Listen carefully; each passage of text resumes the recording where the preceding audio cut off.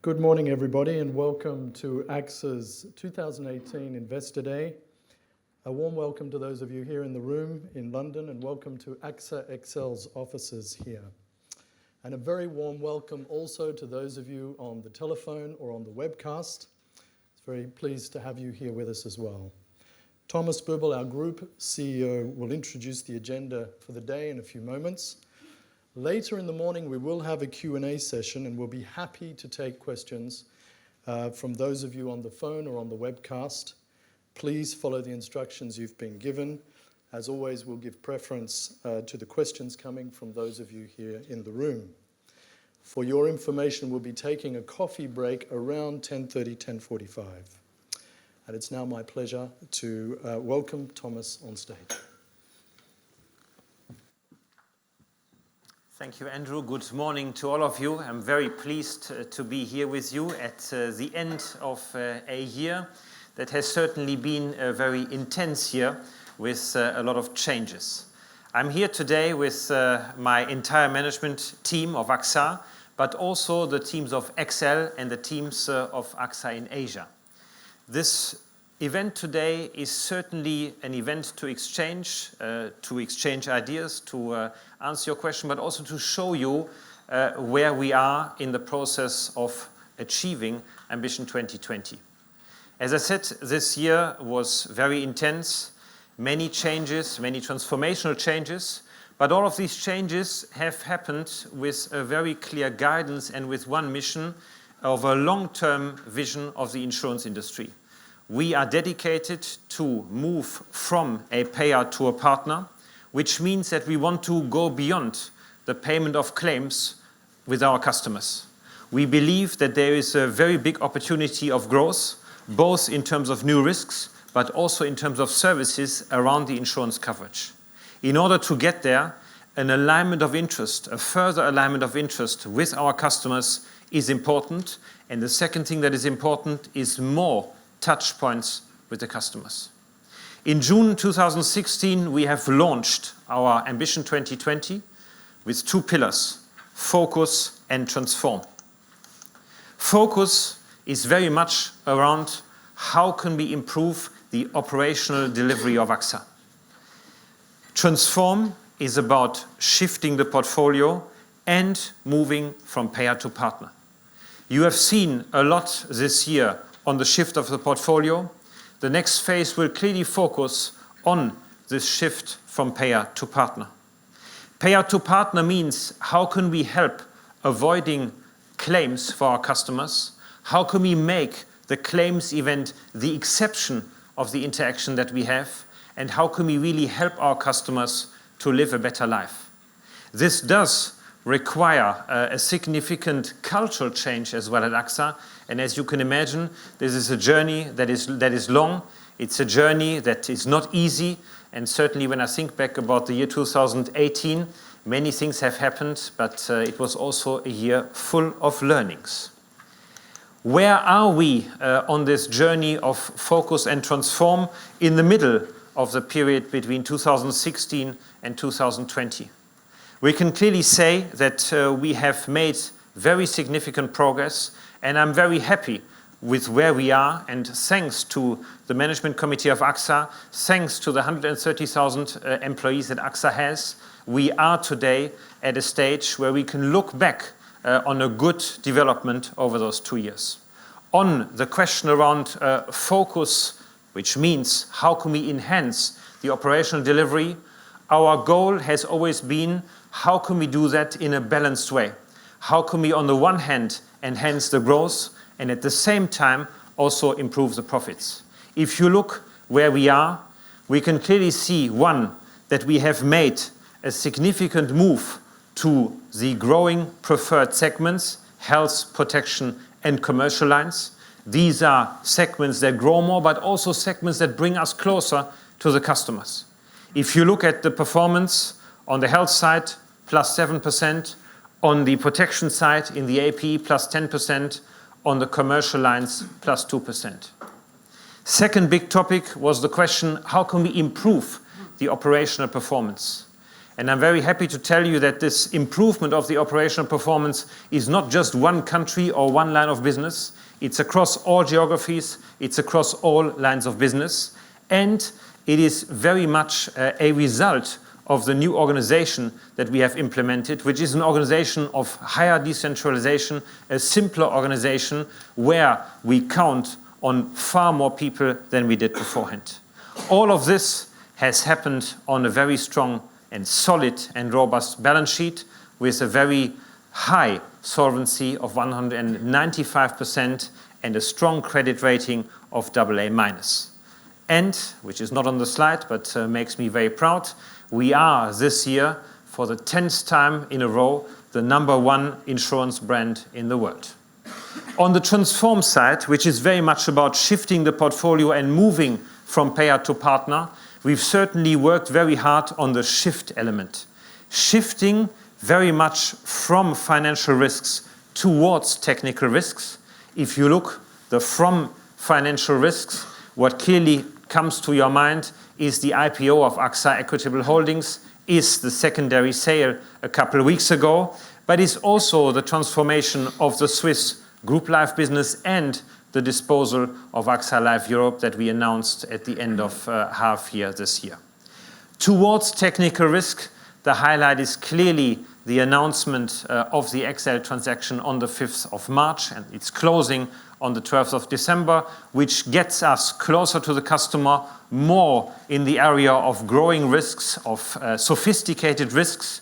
But we should also not forget, 2 days ago, we announced a very important transaction, the 50% additional sale of the AXA Tianping, so that we own now, as the largest insurer in China, 100% of AXA Tianping, which will set a very new base for a good future. Bringing us closer to the customer, this was very much around new and digital partnerships. You've seen the partnership with ING, you've seen the partnership with Uber and many more, but also the launch of new services. Teleconsultation in quite a few countries, the purchase of Maestro Health in the US, which will set a good base for the next phase. The next phase is very much around how can we scale up the innovation we build, how can we make this payer to partner a true reality for our customers. All of these moves have significantly changed AXA. You have known AXA for a long time as a predominantly life and saving company. With all these changes, we will move elsewhere. We will move to a more balanced portfolio. We will move to a higher growth portfolio, but we will foremost move to a business mix which is composed of technical risks. 50% P&C and 30% protection and health, which is very different to what you've seen in the past. This also makes the fundamentals of AXA very different ones. And the big question that you had for quite a few months, what does it mean? How will you change your capital management? Today is the day to talk about it. We would like to announce 3 major changes. The first one is an increased dividend payout ratio to 50 to 60%, a new Solvency II target range, 172 to 220, and an updated share buyback guidance. All of this will be effective from the full year of 2018. Going forward, we have clear priorities. And I would like to thank you again for the very good dialogue we had in the last 6 months, because it was good to hear where you would see the priorities, and they are very aligned with the priorities we have chosen going forward. The #1 priority is clearly the deleveraging. Due to the fact that we have acquired XL, the leverage has temporarily increased. We want to get back to 25 to 28%. Second big priority is around the XL integration. By combining XL with AXA into AXA XL, we will be the #1 commercial line insurer in the world. It is now about bringing those two companies together and leveraging each other's strengths. Third priority is clearly to continue the sell down of AXA Equitable Holding in the US. We are roughly around 50% now. The journey will continue. Fourthly, and we'll talk about it today as well, is the acceleration in Asia. We've got a very good footprint, but we can make more out of this footprint. And fifthly, as I said to you earlier, we now in the next phase focus very much on how can we make payer to partner a reality, which is about scaling up of the services, of the innovation we have built around the insurance coverage. All of this is part of Ambition 2020, and we are fully committed to deliver Ambition 2020, and as you see later, in some of the areas even go beyond the initial targets that we have set ourselves. Today's agenda is very much centered around three topics. The first topic is Asia. We have happily hired a very experienced leader, Gordon Watson, who will be on stage for the first time today for AXA, and who will talk about his vision of how is AXA positioned and where is the potential. And the move of Tianping a couple of days ago is a very significant first move.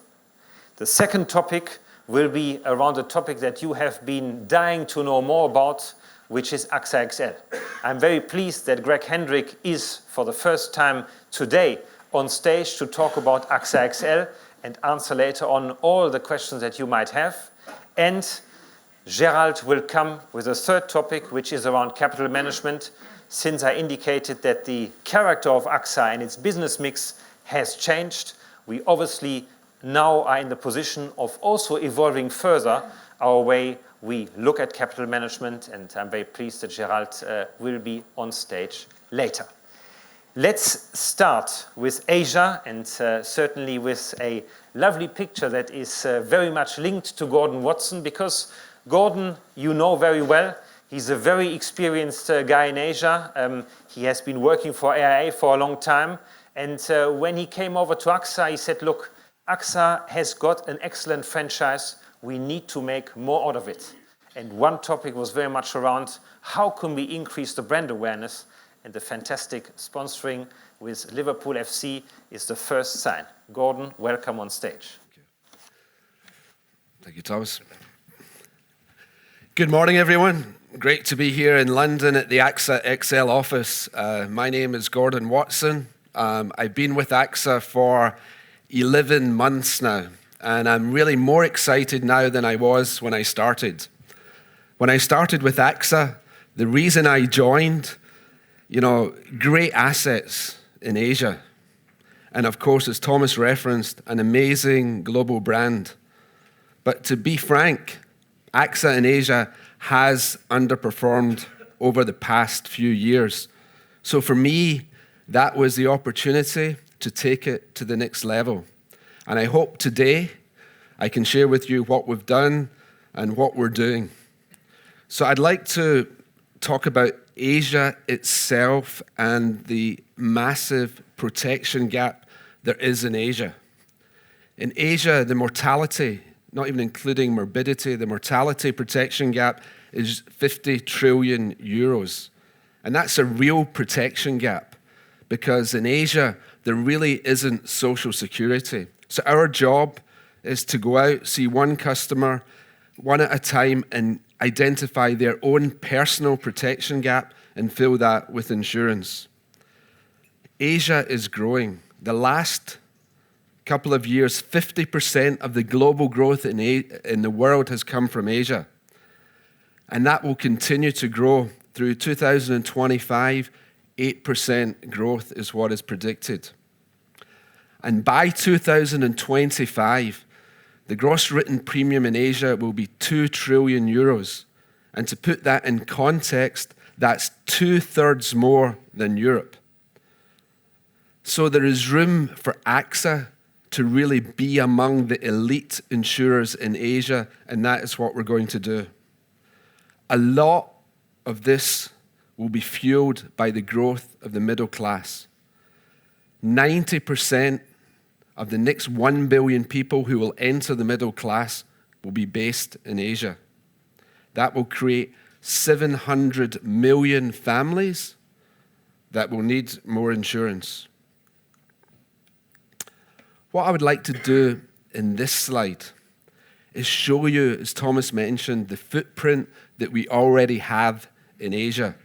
And it's made up of companies of different sizes. First of all, we have two very large growth engines, Japan and Hong Kong.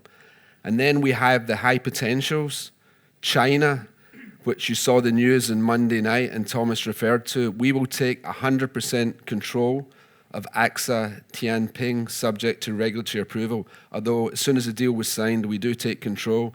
And we have the interim CEO, Xavier, Wei Wei is his Chinese name, who will take control and already has done.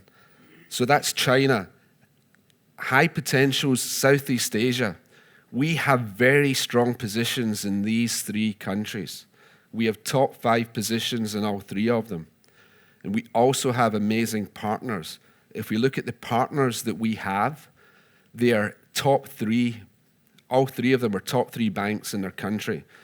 Take AXA Mandiri's number 1.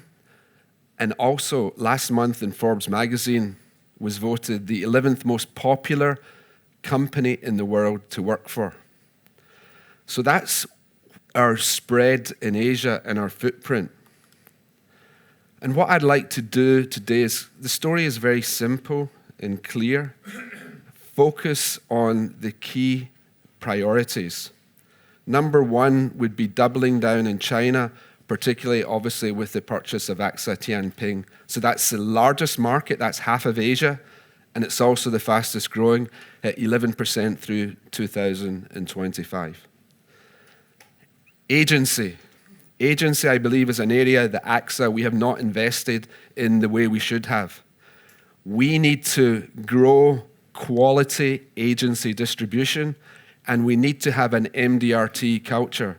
MDRT is $1 Million Round Table, and that is a gold standard for agents around the world, and we will promote that culture. Health. Health is the fastest growing segment in Asia. It is the top of mind for most consumers. And we can do a lot there as we pivot towards health. We can sell through riders to our existing client base. And of course, wellness propositions is something, in our pair-to-partner mode in what we're doing. The last thing is brand.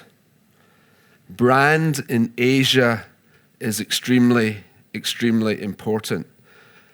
AXA, 10 years in a row, number 1 global brand, but it's still not felt the way it should be in Asia. In Asia, some people call us AXA instead of AXA.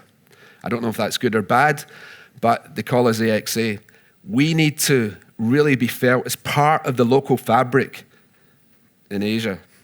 So we've done a lot. I'm really proud of what we've done locally and combining that globally with Jordan Henderson and team, who probably will win tonight.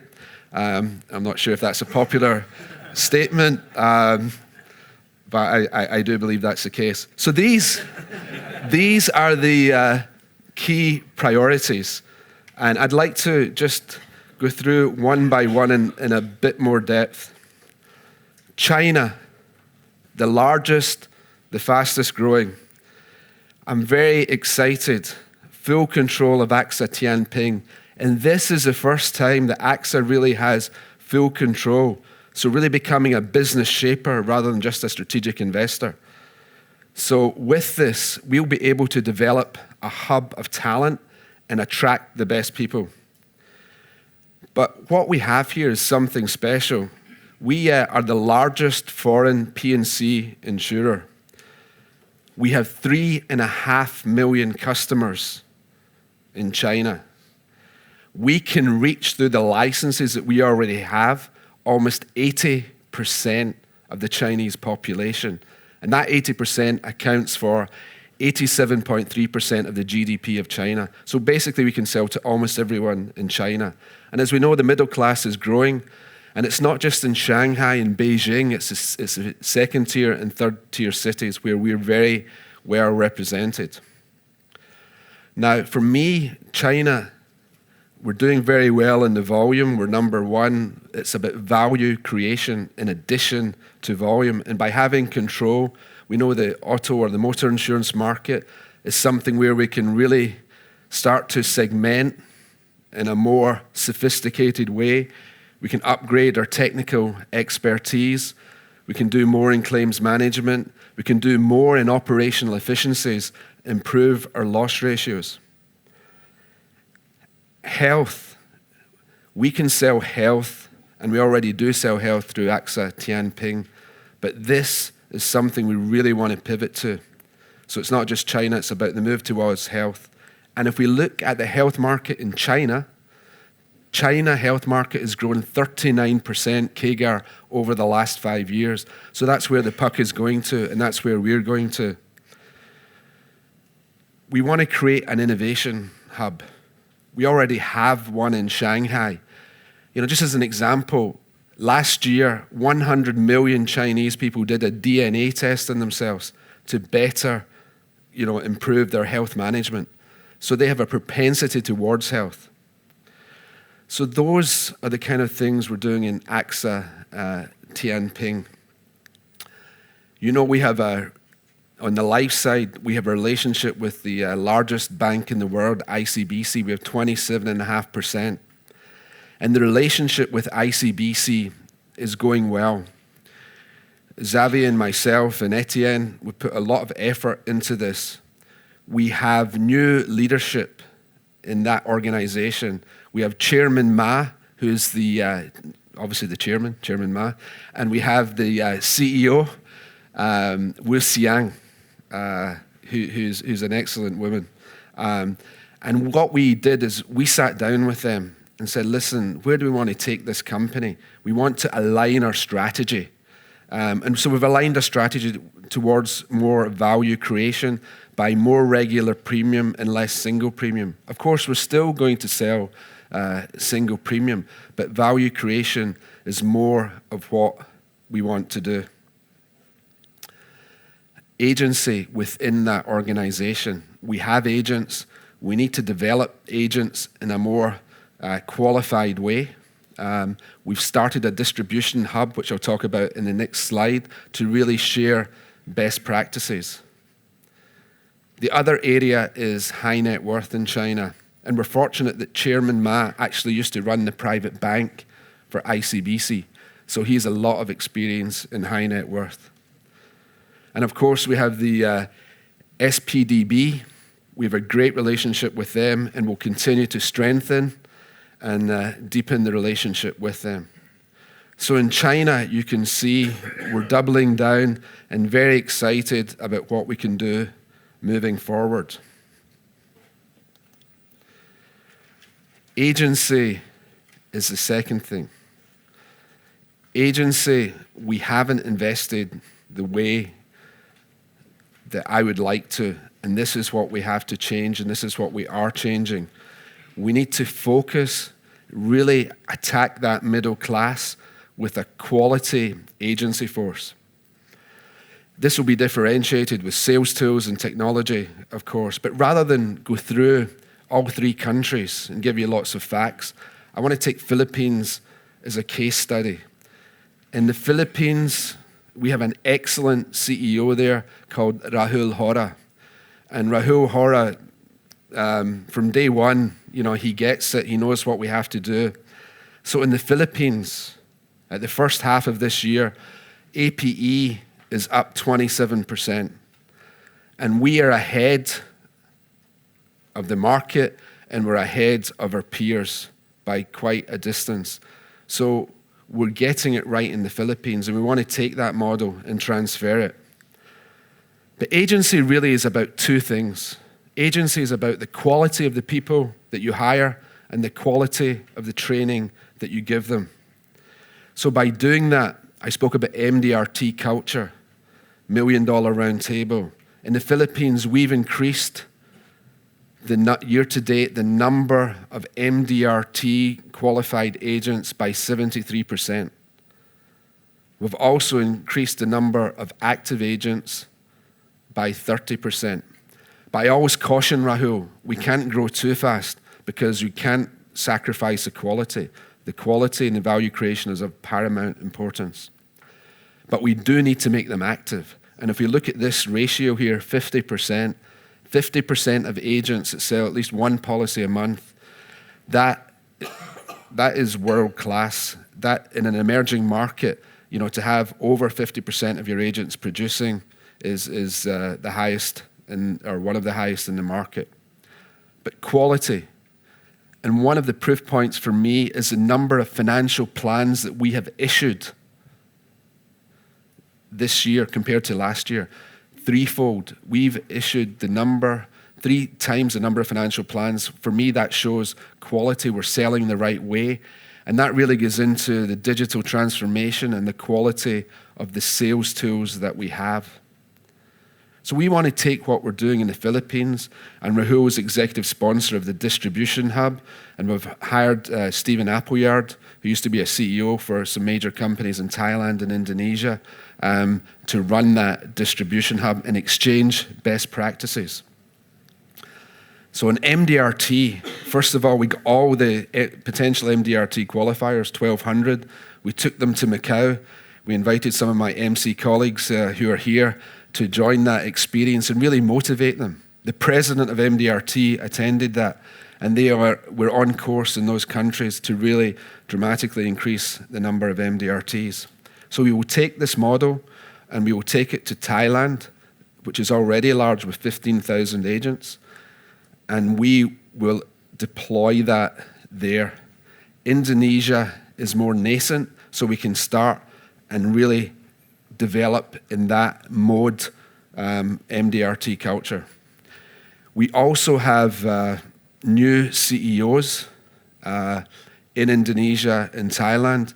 I have Sally O'Hara, who's here at the moment. Sally, if you could stand up. Sally, although she doesn't look Thai, is fluent in Thai and has a very strong distribution experience, and formerly was the CEO of Chubb before moving across, just starting a couple of weeks ago.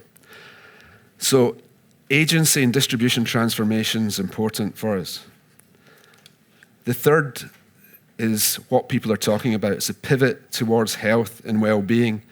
And what I'd like to talk about here is not just about what we're going to do, but what we're actually doing today. So if we take Hong Kong, in Hong Kong, we've set up a new signature network, VIP access to the best doctors, to the best hospitals. The signature network, for the very first time, for those of you who know Hong Kong, includes the Sanatorium Hospital, which has never been in an insurance network before. And we hired Dr. Yimin Ko, who I think single-handedly did a great job in making that happen. We have also done other things like the pledge. The pledge, the pain point in health claims is the length of time to get your money back. We do cashless transactions, of course, but we also, for when we do reimbursement, we will pledge to pay claims within 5 days, as long as you submit through our app. So that will help drive efficiency, more technology, and appealing to the younger family class. In Japan, 11.4% of the GDP is spent on health. It's a serious issue in Japan, and we're doing well in health. And what I'd like to say about Japan, you saw that we're 29% up on APE in Japan, but I'd like to unpack that. We do have a COLI product, which could stop any time because that's tax incentivized. But when you do unpack it, health has grown by 9%, and our protection unit linked has grown by 15%. So when we talk about health and we talk about Japan, I really see we're doing well in the proprietary distribution, but not on the brokers. We don't have our natural market share, so that's an area we're really focusing, looking strategically in what we will do there. We also have a relationship with Nestle. Nestle, we want to promote the brand, wellness, health. Nestle have 90,000 wellness ambassadors in the country, and linking them with AXA and having nutritional education, etc., will increase the brand in Japan. Then I mentioned China. We already have an innovation hub.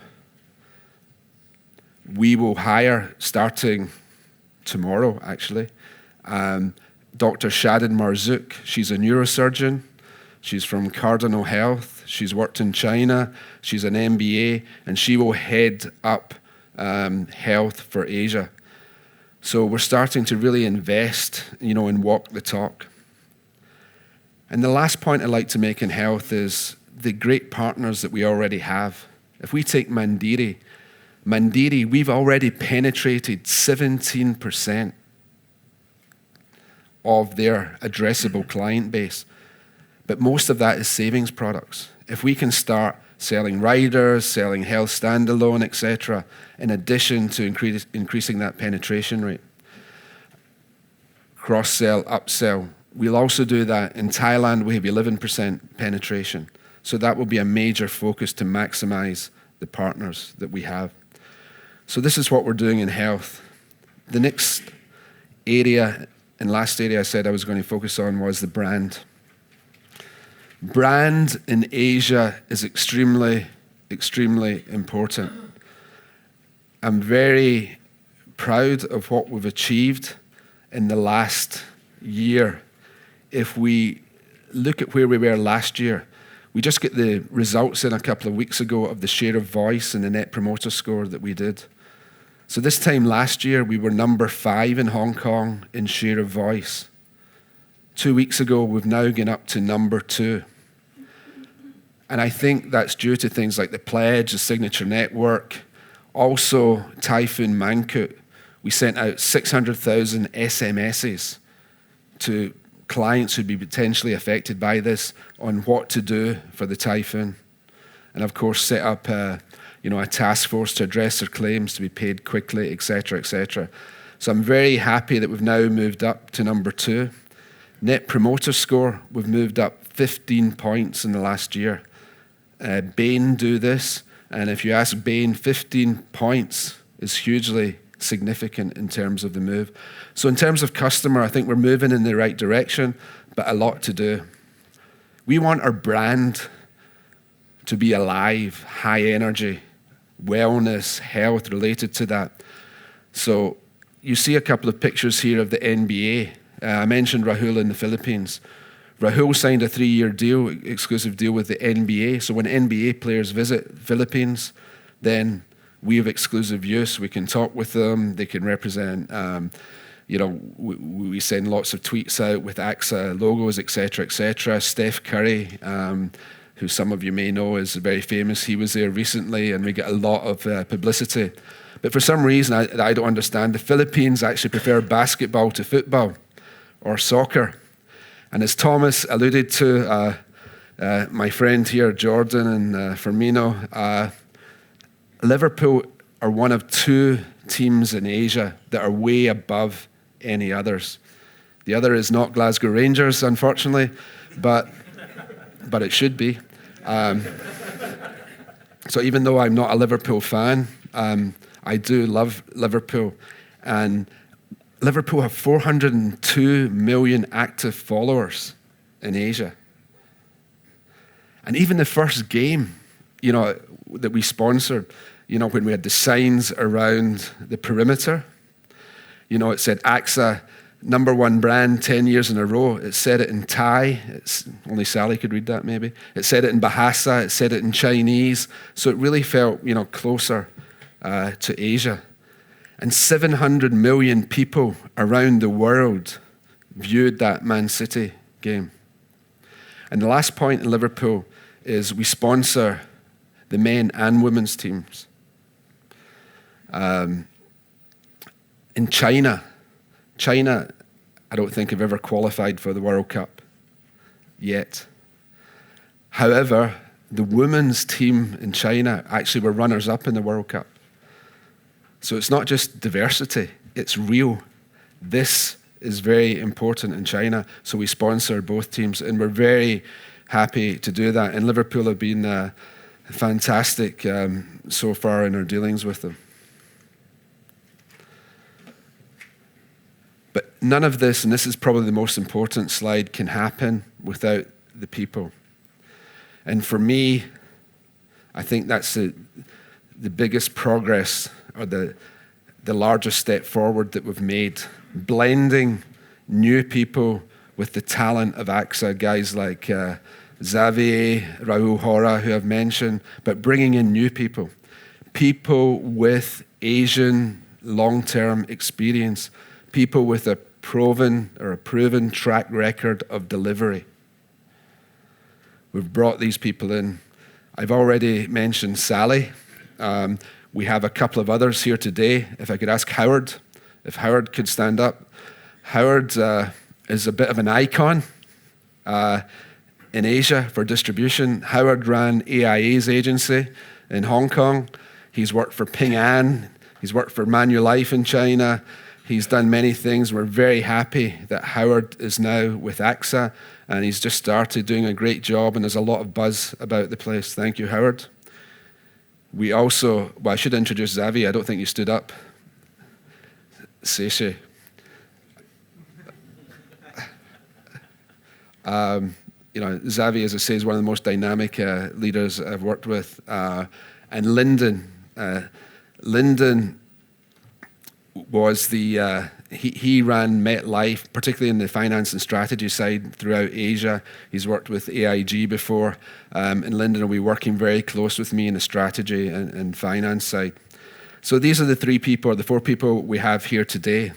But these people and their skill sets are matched up to what I spoke about, distribution. Sally has a strong distribution background. Obviously, Howard, I mentioned Stephen Appleyard. We have Handoyo. Handoyo will be the new CEO of AXA Mandiri. Handoyo was the regional distribution head for Allianz. We have Dave Ng, who was the group chief digital officer for one of the two top companies in Asia. I mentioned on the health side, Shadin Marzouk, Dr. Shadin Marzouk, Dr. Yimin Ko, bringing those people in, and also Rodney. Rodney is an actuary with a lot of marketing experience. He's lived in Indonesia for 5 years, so he's real proven track record in the field. We have Sally Wan, who's just joined for strategy in Hong Kong, helping Etienne a lot. And the Hong Kong results, I think you saw at the beginning. Last year we were down 13%. We had some issues. We've done a lot, particularly in the life side, and then we'll supplement that with the health side as we go forward. And of course, agency distribution. And last, the person I haven't mentioned is Pek Yao Gan. Pek will be the HR head for Asia, and Pek has worked for both Prudential and AIA. So I think this team that we've assembled, there's a great buzz about these kind of what I would call signature hires coming to work for AXA. Because traditionally AXA in Asia was not the best at recruiting local talent and talent with that strong Asian expertise. And that has changed. So I'm very proud of the people that have come over and the way that they blend in with the existing excellent talent we have at AXA. Now, for me, we have a multi-year journey ahead of us. And the focus is clearly to increase the rate of earnings growth. But first of all, we need to bring in quality new business on a sustainable platform. So phase one, I think as Thomas referred to, it's kind of like changing engines while flying. We need to hire the right people and start doing all those things, pivot towards health, agency, transformation, as we start to grow the business, the top line. So APE, you can see the range 6 to 8% in terms of APE growth. And then because the focus is quality, the new business value growth would be higher, 8 to 12%. So that would be until 2020. And then we start to get the results where the earnings rate starts to increase. So as my old mentor used to say, doing the right thing, the right way, with the right people, and you get the right results. So that's where we're going. So to conclude, while we need to be patient, we have a sense of urgency. We have a bias for action to get things done. We have one of the best, if not the best, team we're assembling in Asia with a proven track record to maximize our partners, to really focus in China, both in AXA Tianping, where we have control for the first time, and of course our great partner ICBC. Develop agency, quality agency with an MDRT culture that we haven't done as well as we could have in the past, and that will be a key focus. Pivot towards health, which is top of people's mind and the fastest growing segment in Asia. And of course, brand is so, so important. So for us, our vision is to be the next insurer of choice to all our stakeholders, to our customers, to our distributors, to our employees, and of course, to our investors. So thank you very much for listening today. My time is up. I would like to show you a little video as we move forward with the rest of the days. So thank you.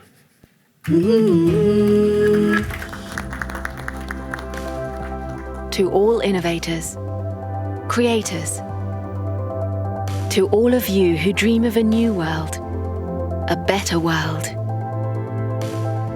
to the explorers who think the impossible is within reach, we say, go ahead. You are building the future.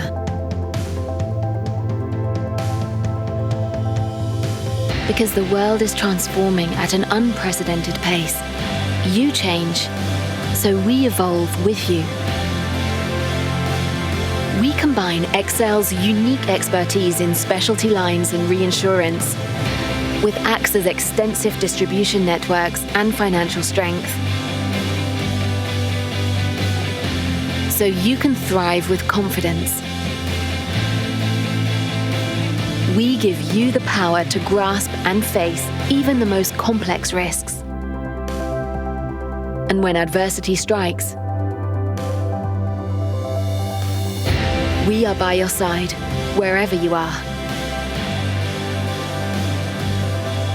We are the partner you need for your next venture.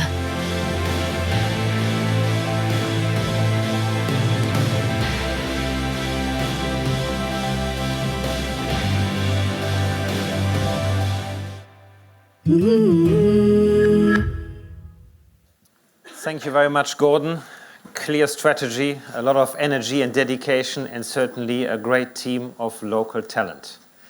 We now come to the next topic, a topic you've been waiting for a long time, XL. And I would really like to welcome Greg Hendrick, the new kid on the block. You've only been with us for a couple of months. It seems like years already. And the more we've had the chance to work together, the more I am 100% convinced this was a marriage meant to be a great combination where we can make both sides better and yield a stronger growth. Thank you very much for being here, Greg, with your team. This floor is yours. Thank you, Thomas. Good morning, everyone. Welcome to AXA XL's London headquarters. I'm really thrilled to have you all here. We have roughly 10 floors of this building, hundreds of colleagues, and in fact, on floors 1 and 2 and 6, predominantly, is the insurance and reinsurance underwriting leadership of much of the operation here at AXA XL. So it's really great to have you here. I want to start, before getting into the main body of the presentation, with sharing with you the vision that we have for AXA XL.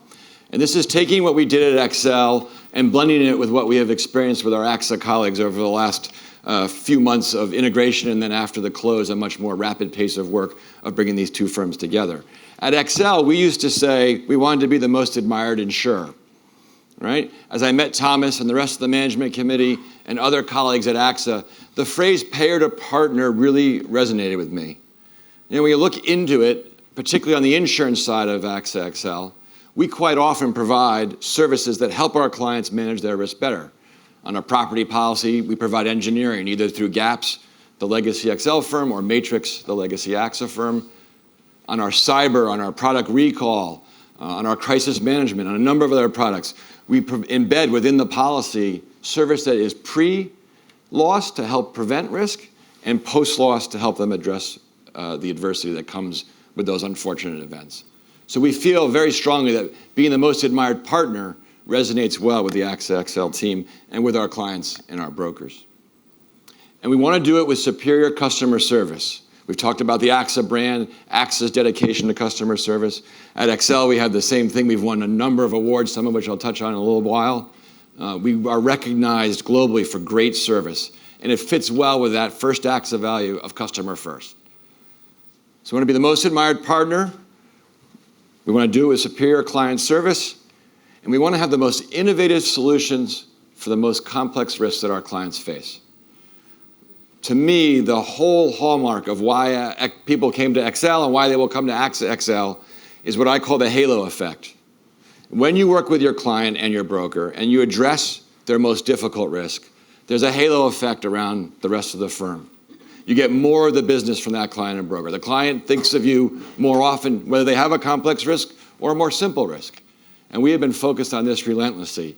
Innovation, we've been leading the Advisor Pace Setter Index in North America, which is loosely an innovation index as it measures the number of new products you release. 3 years in a row, we've been the leading insurance carrier with the most new products.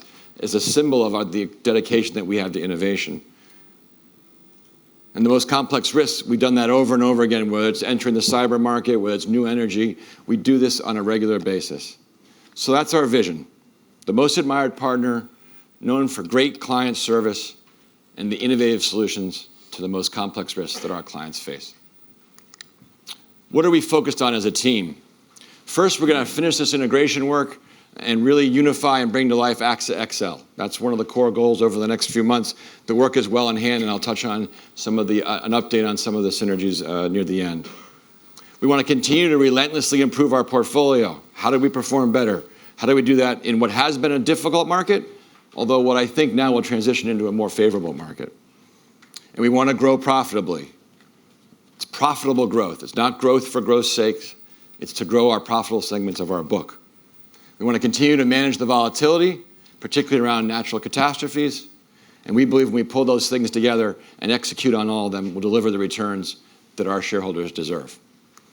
So let me start with creating the global leader. Thomas touched on it, the #1 global P&C insurance company in the world. I think it's always good to ground everybody in what that is exactly within AXA Group. It's made of 2 key components, roughly 50% each. The first is the existing strong franchise that AXA has with its local entities. AXA France, AXA Germany, AXA Asia, as Gordon has pointed out, mainly focused on small commercial business. And now added to that is AXA XL.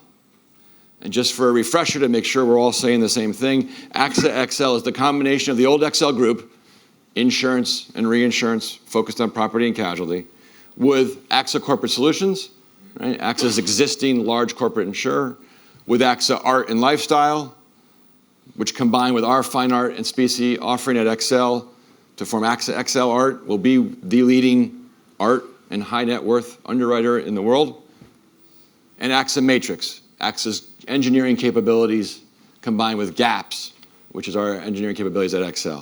Those 4 things come together to form AXA XL, largely focused on large corporate specialty insurance and reinsurance.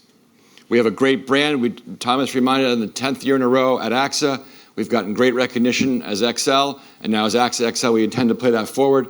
Risk management has been strong at XL. It will be even stronger and better as part of AXA XL as we leverage the best of both worlds. And a very strong balance sheet, which I'm proud to say just a couple weeks ago was reinforced by S&P, giving AXA XL a AA- rating as a core strategic part of the AXA Group. Being large isn't the end-all and be-all. There is a lot of benefit in diversification from bringing these 2 pieces together.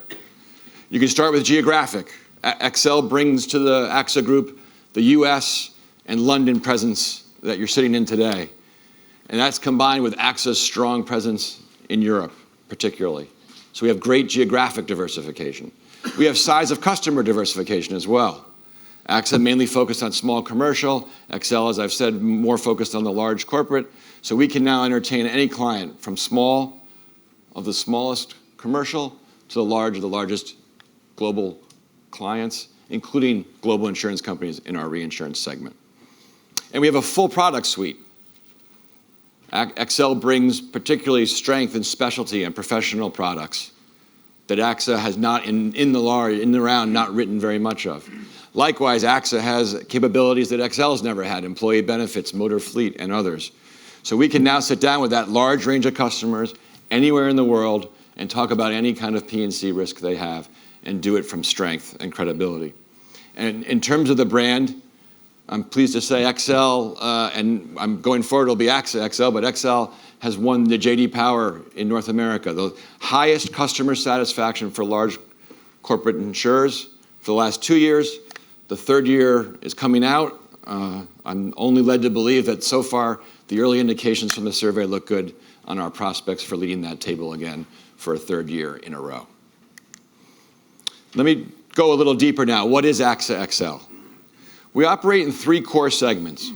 Specialty, which I divide roughly in half between specialty industry, so marine, aviation, energy, and specialty niche, more of the fine art I touched on a few moments ago, political risk, crisis management, and other specialty products that are much more focused on particular risks. There we have a leading presence. We're a leading underwriter at Lloyd's. We're a leading underwriter in many of those businesses, and that's just under 30% of our overall book. The second segment is property and casualty insurance globally. So your traditional large property, large casualty, and large professional insurance offerings. You could quite often, many of our competitors take our professional business, so our 12% of our book overall is professional, and combine that with the specialty book. So if you did that, you would call us in that context almost a 40% specialty insurance division. We align them together with the P&C because we believe strongly that operating them together gives us the best chance at cross-sell and how we can best achieve the most number of products per customer. And then reinsurance, one of our core franchises. I'll touch on it more in a little bit, but it is a very global, covering P&C products around the world and able to achieve very fast, nimble, and agile results. I think the most important part as you look at these product groupings is that no single product is more than 10%, and property catastrophe, which always gets a lot of attention, is about 6% of our overall top line. It's a meaningful, important line to us, but this is a very well-diversified, very well-balanced portfolio. Let me stop here and say a little bit about Lloyd's. I get a lot of questions, both internally and externally, about Lloyd's and what's the plan for Lloyd's, what's the business plan for Lloyd's. Lloyd's, for us, is a marketplace. It is an important one. It is how our brokers and clients choose to access us at times. It is not a standalone business. We have a CEO, we are compliant, but it is very much run as part of each of these 3 segments. And what do I mean by that? If you use marine as an example, our hull and cargo underwriters at Lloyd's report into the leader of marine globally, Rob McAdams. But he also has oversight over what we do in Europe, what we do in North America, what we do in Asia. Clients and brokers choose to access us in different ways. And in fact, all 3 segments access us through the Lloyd's platform. As the largest managing agent, as the second largest syndicate, we're very committed to Lloyd's.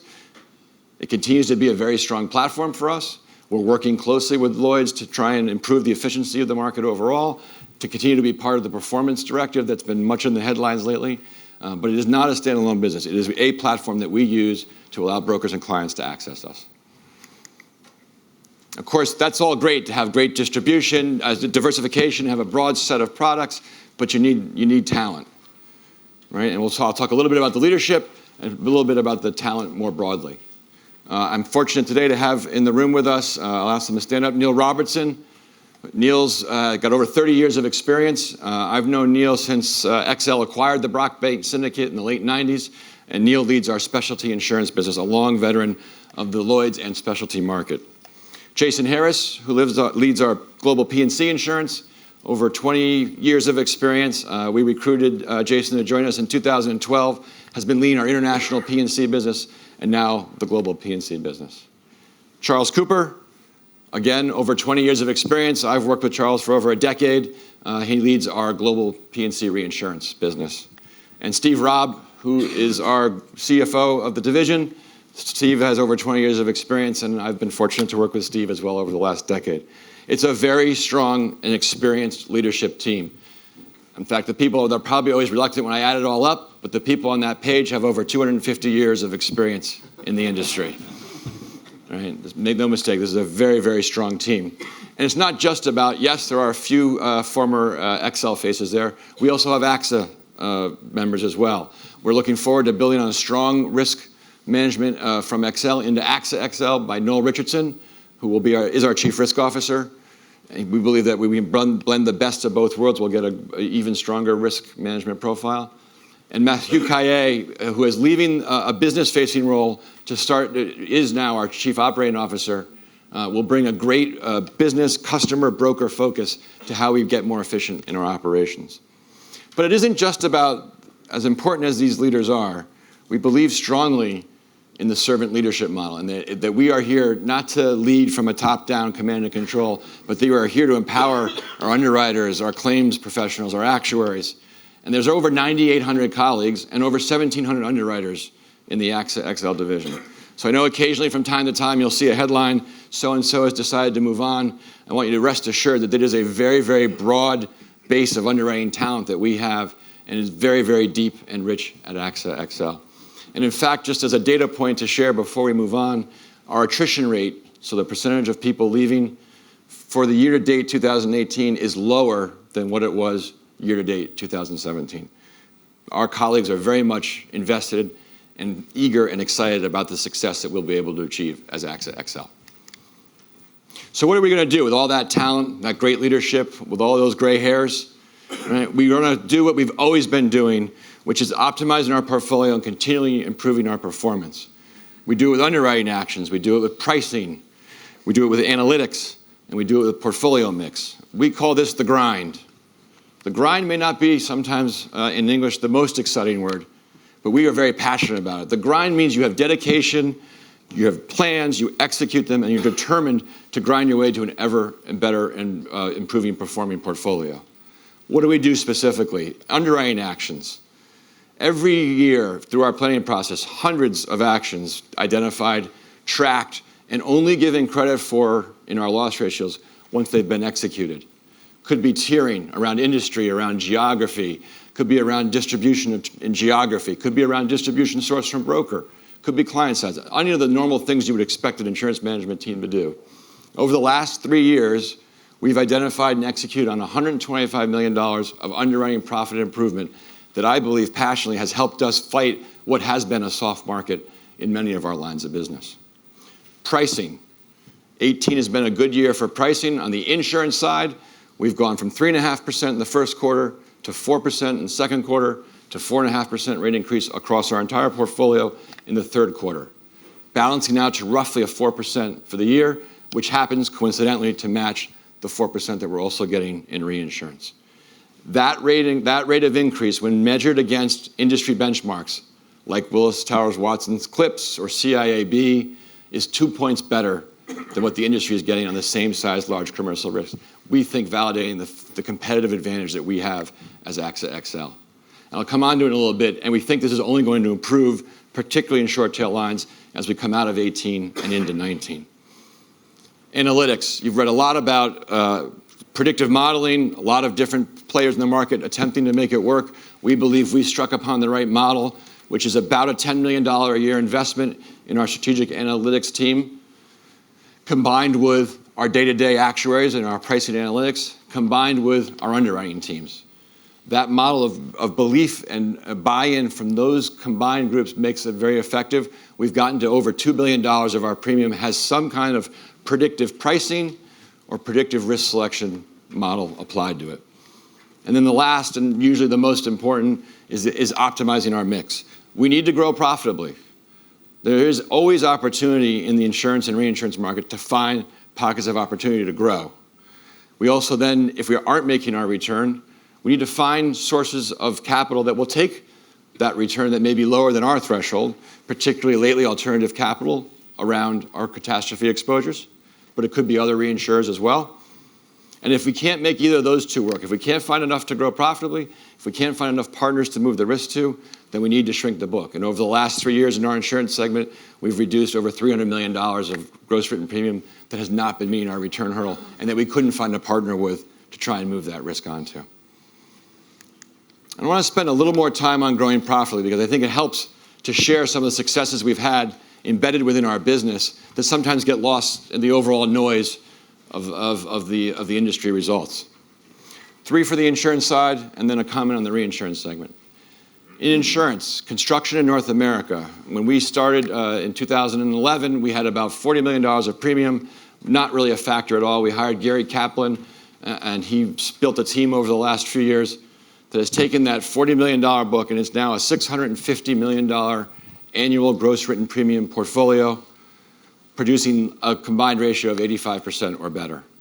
It has been a very, very outstanding story. They've been focused on the largest construction contractors in North America. Generally speaking, the underlying theme of why that works well is they are very, very risk management conscious. They're very conscious of their brand, of their reputation, and they spend more money than any of the mid-sized or smaller contractors on reducing the risk that they bring to their employees and to their workplace. Second example is international casualty. We acquired the Vintator International large corporate casualty book back in 2000.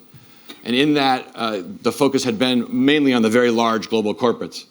Danny Maurer and a few other people have, over the years, built a very profitable book of middle market business. So clients that are now just starting to go multinational, that maybe don't need the full global program capabilities that AXA XL can offer, but want to have some more risk management and more ability to go global over time.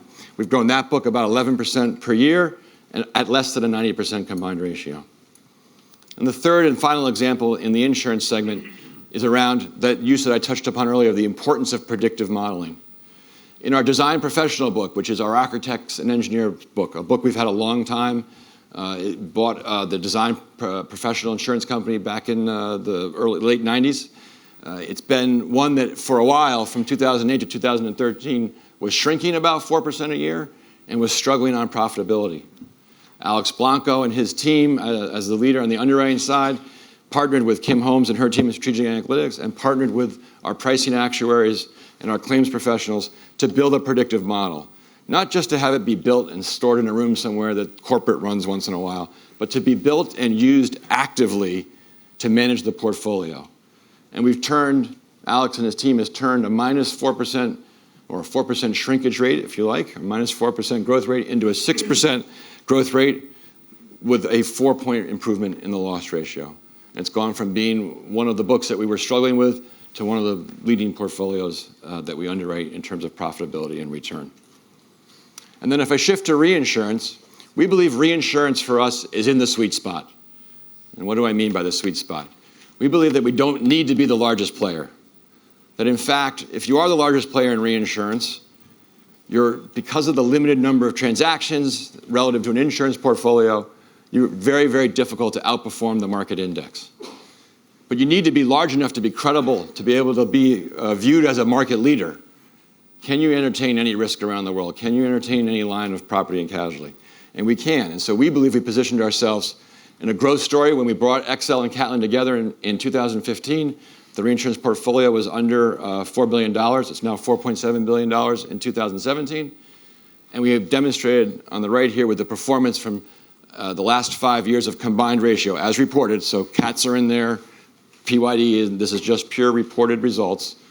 We've delivered results that are better at an 87% combined ratio than most of the large competitors and only underperformed a handful of the smaller niche players. We like that sweet spot. We like where we are in reinsurance. Now that the acquisition is done, we have a lot of momentum and we want to focus on growing in 3 core areas.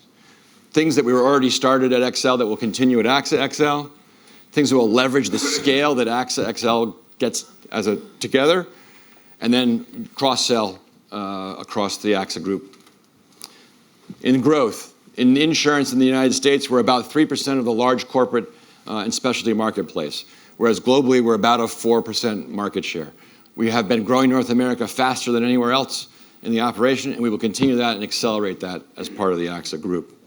And in reinsurance, we want to continue to find those areas, either geographies or products, where we can diversify ourselves better.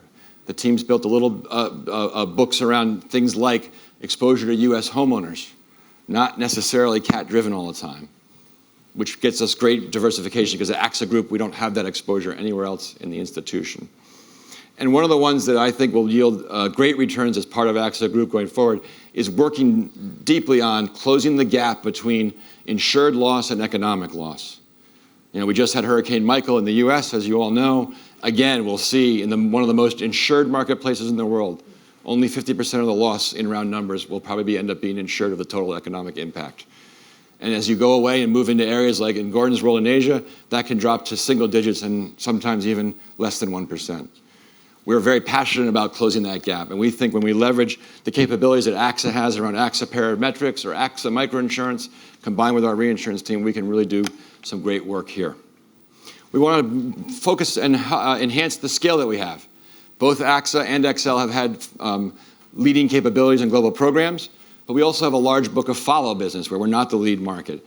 Together now we have much greater scale, much more emphasis to be able to bring to the marketplace and convert from follow to lead lines, allowing you to dictate the engineering, allowing you to control the premium flows and be paid better as a leader than you are as a follower. We want to develop underpenetrated areas. We're very much looking forward to working with Gordon's team in Asia, particularly around building off of our strength of a hub in Singapore and Hong Kong, and using Gordon and the team's footprint in areas like Indonesia and Thailand, where we've not been present as XL. So we believe there's a lot of lift. Likewise, in Mexico with INM and Benoit's team, we see now the opportunity to move from a single office in Mexico City to having access to hundreds of branches around the country. And we want to build new products that leverage the best of what AXA XL and AXA Group have to offer. We can do that, particularly if you look at in the US in small commercial, where XL brings a great footprint, risk analysis, great leadership in that space, combined with AXA's strong digital distribution capabilities in the small commercial space, we believe will yield great fruit over time. And we've just recently announced a product in the US around cyber, where at AXA XL we're going to blend a full digital offering with our cyber expertise and with access to some of the preventative services that I mentioned at the top, and we've just launched that in the last month. And it's the first step of what will be a great journey, I believe, together. And then to me, the third one in the heart of it and the real opportunity in front of us most immediately is to cross-sell. AXA XL specialty and professional products in the insurance side now can have access to AXA's tied agents and AXA's brokers, small brokers via each of the local entities. And that gives us a whole new distribution source that we haven't had access to before. Historically, we've been very dependent on kind of the top 5 to 10 brokers in each country. We now have a whole new source of risk to be able to cross-sell into. Likewise, at AXA XL, we didn't have employee benefits. We didn't have motor fleet. We didn't have a number of other products. We can now help our colleagues around AXA Group cross-sell those products into our clients. We believe this will be one of the biggest and most immediate lifts in terms of the revenue synergies that we see going forward. Let's shift a little bit to managing volatility. Volatility comes in 2 forms to me. Nat Cat, or natural catastrophe, which I'll come to in a second, and then in your attritional and large loss ratio. So what we're sharing here is the legacy XL Catlin only from 2010 to 2017 accident year ex-cat results. So it removes the impact of catastrophes and removes the impact of prior year losses. And it is the legacy XL Catlin. So from 10 to 15, it's XL standalone. And then from 15 to 17, it reflects XL Catlin after we closed the transaction in May. When Neil and myself and a number of other colleagues and Jason, as he came along kind of in 12, when we inherited that leadership of the insurance business, we were definitely at a performance level that was not acceptable in the upper 60% loss ratio. We got to work on that grind that I talked about earlier, and we were able to improve the results. It doesn't happen overnight. It takes a couple of years. We were able to improve that results, and then we were able to buy Catlin, bring that portfolio together, and maintain that steady loss ratio across our group. This is insurance and reinsurance. And so we've shown that we can grow profitably in pieces, and this to me demonstrates we can grow profitably as well in the non-cat space. But let's talk about cat, because that is the other part of the volatility and the one that's gotten the most attention recently. This is a chart of the total worldwide insured catastrophe losses from 1992. I started with 1992, which was Hurricane Andrew, as many of you remember, in the US. There had been a very quiet period before that, and it really transformed the marketplace overall. All the way to 2017, this is sourced from Munich Re You could go to Swiss Re, you can go to Aon. There's a number of other industry sources that will have slightly different numbers as you go along, but the picture is the same. And then for 18, we're estimating at least $70 billion as we see it for 2018 of Nat Cat losses. That makes 17 and 18 together the single largest 2-year period in that history base.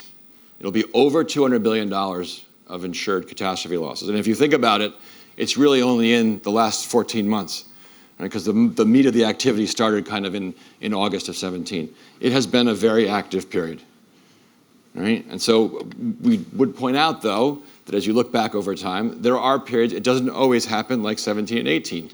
There are periods that you see, 13, 14, 15, 6, 7, 8, that where we have very low activity for a period of time. We believe that this has not changed, that variability of result will continue. And I'm sure you're very interested about 18 in particular. We would note the Michael, which we've talked about already, the wildfires. I've shared with you the industry loss here from RMS. It's 9 to 13 billion from them. It's just too early for us to be able to give you any kind of precise estimate yet for what the loss may be to impact AXA XL. I will share with you, though, that at XL in 2017, we had roughly a 2% market share of the California wildfires last year. Regardless of what the losses end up being in total, there has been enough activity, when combined with the man-made loss activity as well experienced in the industry, that we clearly see an increasing of price increases in our short tail lines of business.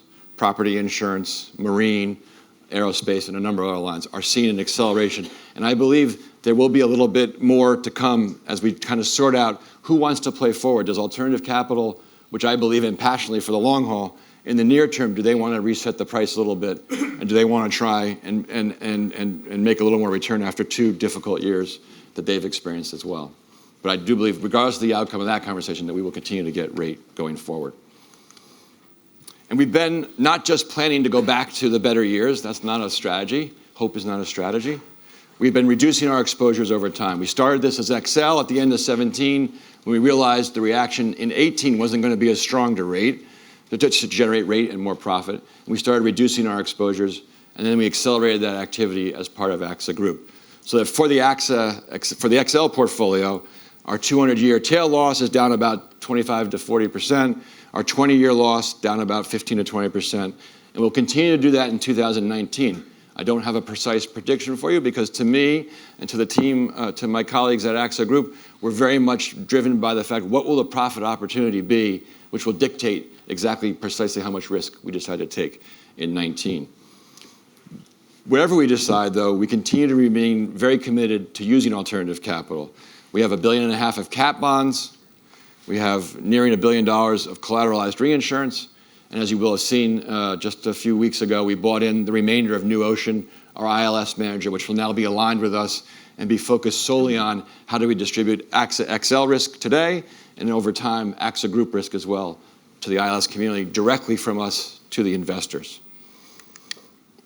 Synergies.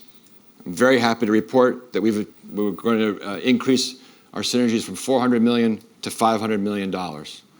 We've been hard at work since we announced this transaction, even in more rapid pace since we closed. We've been able to identify more cost savings up from the $200 million to $300 million. We've been working closely with the AXA Global Re team. We believe we now have line of sight to that $100 million of savings in ceded reinsurance. And then, as I've talked about already, on the growth side, we're very excited to confirm that we can deliver on the $100 million of revenue synergies as well, and are already starting to practice in small areas, for instance, cyber in Italy with some of the AXA tied agents there, to show that we can execute across this cross-sell strategy. So when I pull it together, improvement on the synergies, keeping that grind going to improve the profitability of our portfolio, a better rate environment, continued use to try and match risk to the right source of capital, and one I haven't touched on, which is a shift in our investment portfolio, where at XL we had been a very conservative, well below the risk level of our peers, and just moving that a bit to be more in line with the overall AXA Group investment philosophy. We can achieve a 95% combined ratio by 2020, assuming about a 4% natural catastrophe load, and produce about $1.4 billion of underlying earnings in 2020, again, with normalized CAT. We're well on the way to integration being completed. I'm thrilled that we've been able to identify more synergies and more savings. We continue to grind that portfolio and make it a more profitable one through the levers I identified. We're going to continue to grow profitably in areas that we have been already and identify new ones together. We will continue to manage our CAT volatility. In the end, when we execute on all of those, we believe we will deliver a return that AXA shareholders should expect. I want to thank you all very much for listening today. I have the pleasure of saying there's now a half-hour coffee break behind you. Please enjoy the coffee. We'll be back in here in half an hour. Thank you. So, welcome back after the break. I hope you had enough time for exchange, and I heard many questions already for the Q&A session. Thank you, Greg, for this wonderful and passionate speech about XL. Clear strategy, good team, and a very disciplined approach to get to a very attractive number. We are now coming to an old-timer of AXA, Gérald Alain, who has the now ability and power to put everything together. What will it be, the new capital management approach? Gérald, the floor is yours. Thank you, Thomas. So I'm very happy to be with you and to update you on our capital management policy. And going back to the profile of our group on a pro forma basis, that's a strong transformation. So assuming that we would exit totally AXA Equitable Holding, including AXA XL, we are a majority P&C health and protection company. P&C will represent 50% of our earnings. And the savings part is 14% only, which is relatively small. So today, I want to highlight and to focus on 6 topics. The first one is the earnings volatility and the fact that it is controlled. There is earnings volatility, but it is under control. The second is the cash generation and the flexibility that it will bring to us. Next is the path to deleveraging. That's we updated you on our deleveraging plan already in August, but we have a clear update to share with you. Next is the robust balance sheet and with strong Solvency II rates. Next is globally the new capital management policy and the new guidelines. And last, the update on Ambition 2020. Let's start with the volatility. So you remember that in August, we highlighted the reduced CAT cost deviation coming from and following our new reinsurance program. And it's interesting to analyze, at that time we analyzed the negative side, but it's interesting to analyze both sides, the positive and the negative deviation. And starting first with the left-hand side, which correspond to the severe years, more severe years, in 1 in 20 years, we would have 0.5 billion euro of negative deviation from the average, 0.5 billion corresponding to 1 in 20 years.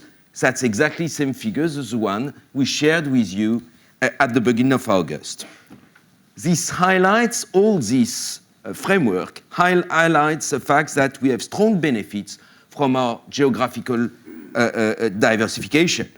To make it simple, it means that the probability to have a severe CAT in Europe and in the US is quite low. So that's the beauty of this extremely diversified model. Next is the earnings volatility. As I said, there is earnings volatility coming from CAT events. You can see here that in 1 in 10 years, it's plus 8% on the less severe years, and on the more severe years, it's equivalent of minus 7% of underlying earnings per share. Plus 8, minus 7. Last is the profitable asymmetry. That means that we have 54% probability to be above the mean, and by definition, 46% probability to be below. Let's have a look now at the recent transactions. First of all, the P-gap. We will consolidate at the end of the year AXA XL. And I wanted just to update you on the P-gaps that many times we discussed. The first point is that there is no change to best estimate claims reserves. We told you in March that we were satisfied with the level of reserves. It's exactly the same, and we didn't change our mind, and we will have best estimate claims reserves of 20 billion euros. The P-gap accounting adjustment, I would say that in line with the practice, in line with the IFRS practice, we will book what we call a risk margin, net of DAC and value of business acquired, and it will amount to 1 billion euro.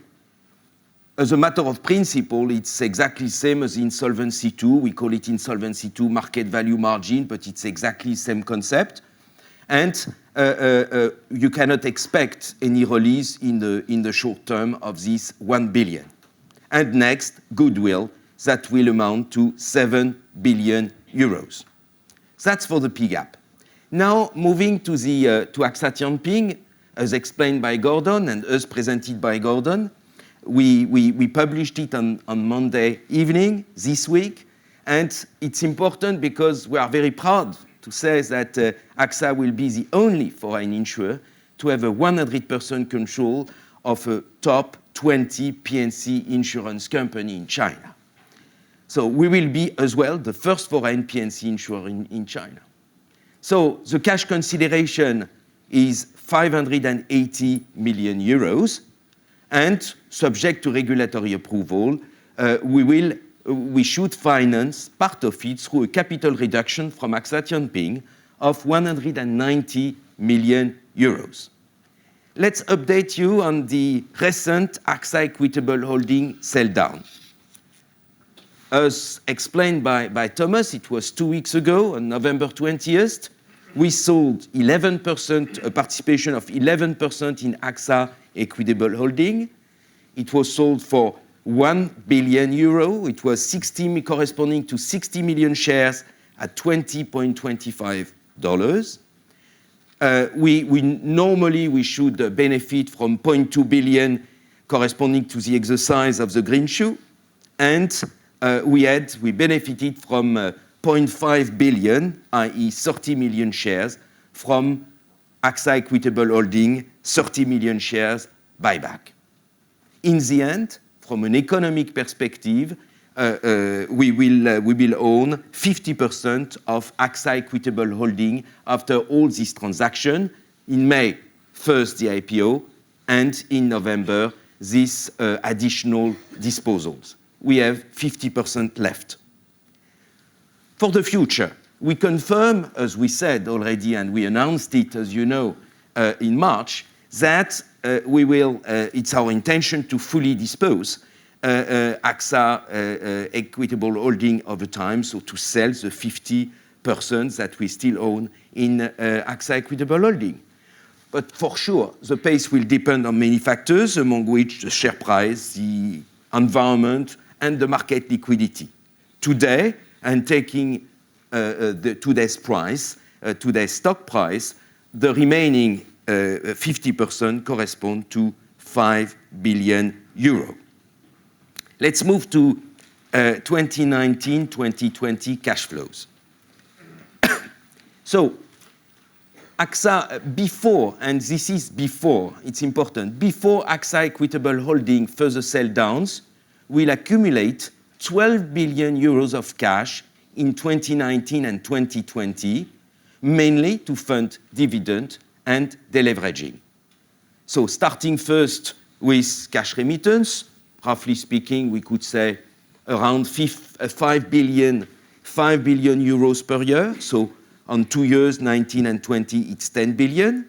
Then plus 3 billion cash coming from the Swiss Group Life transformation that we presented. It was in August, plus the disposal of AXA Life Europe as a whole, 3 billion, 2 billion from the Swiss transformation, 1 billion from AXA Life Europe.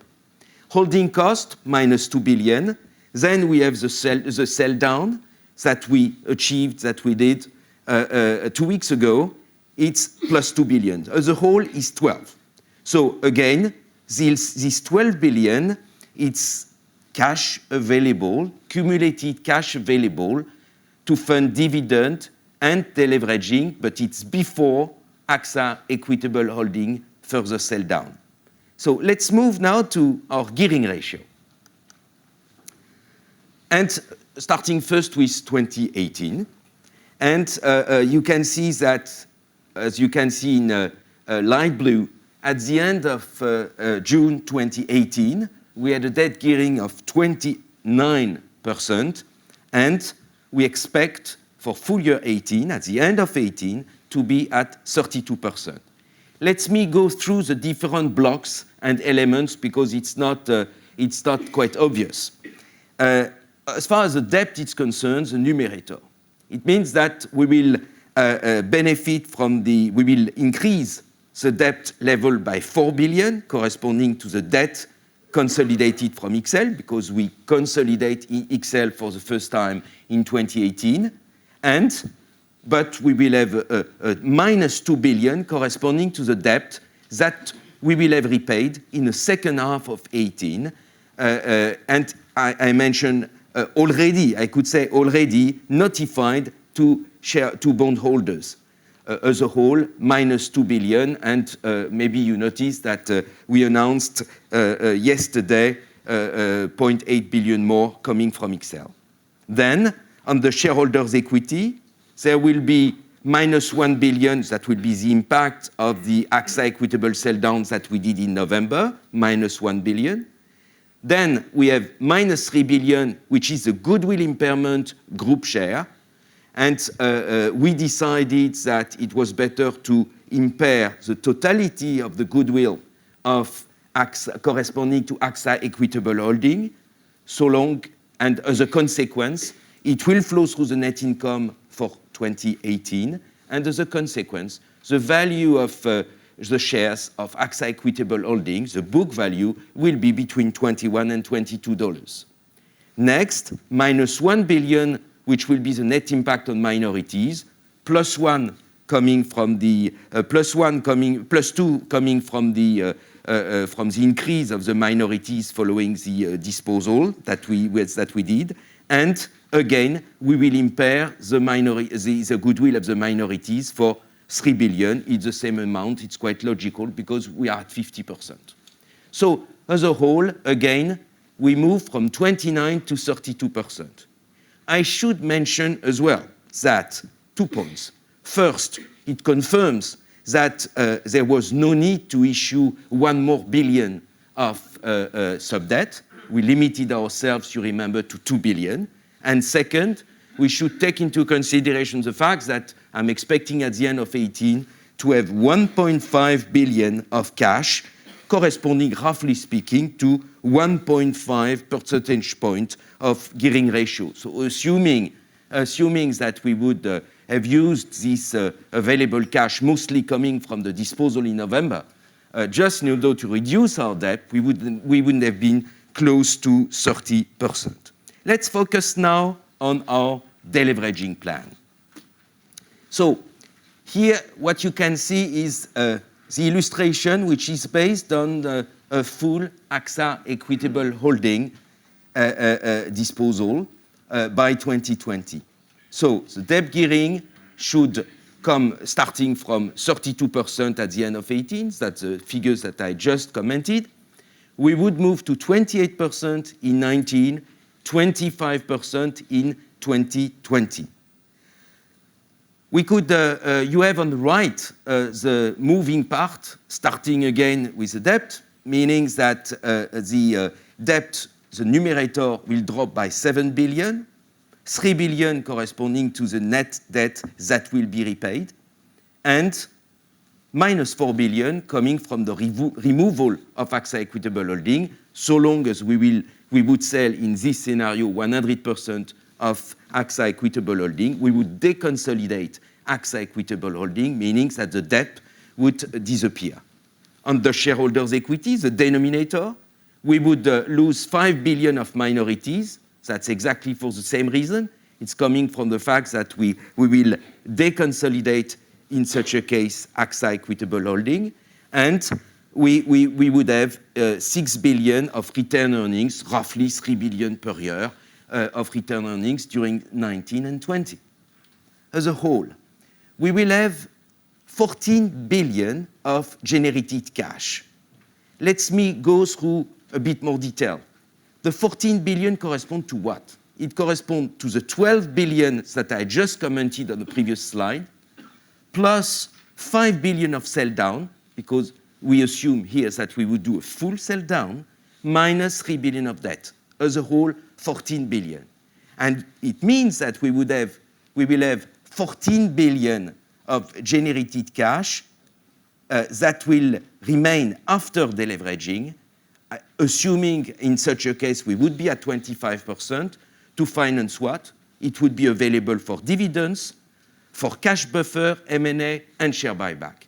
Cash buffer, why? You remember, I'm sure, that in March, when we presented our financing plan for AXA XL, we said at that time that we would use 3.5 billion of cash buffer, so we can assume that this cash buffer will be reconstituted. But it will, as you can imagine, and as you can make your own math, it will mean some cash available for M&A and eventually share buyback. Let's move now to Solvency II and update you on the expected impacts. Even with deleveraging, our solvency will improve between 10 to 30 points. Why do I say even with deleveraging? Because you have all in mind that we have a lot of sub-debts, which means that deleveraging will naturally reduce the restricted part of Solvency II. So we will increase from plus 10 points, which will be the low end, to 30 points, which will be the high end. And let's look through on the left on the various elements that makes that will be between 10 and 30. Starting first with something you are familiar with, which is the operating return net of dividend from 5 to 10 points per year, so for 2 years between 10 and 20. Then we have the diversification benefit. You remember that's the point that we already shared with you. We expect by 2020 to get XL integrated in our internal models, and the diversification benefit should amount to 5 to 10 points accretion in our Solvency II ratio.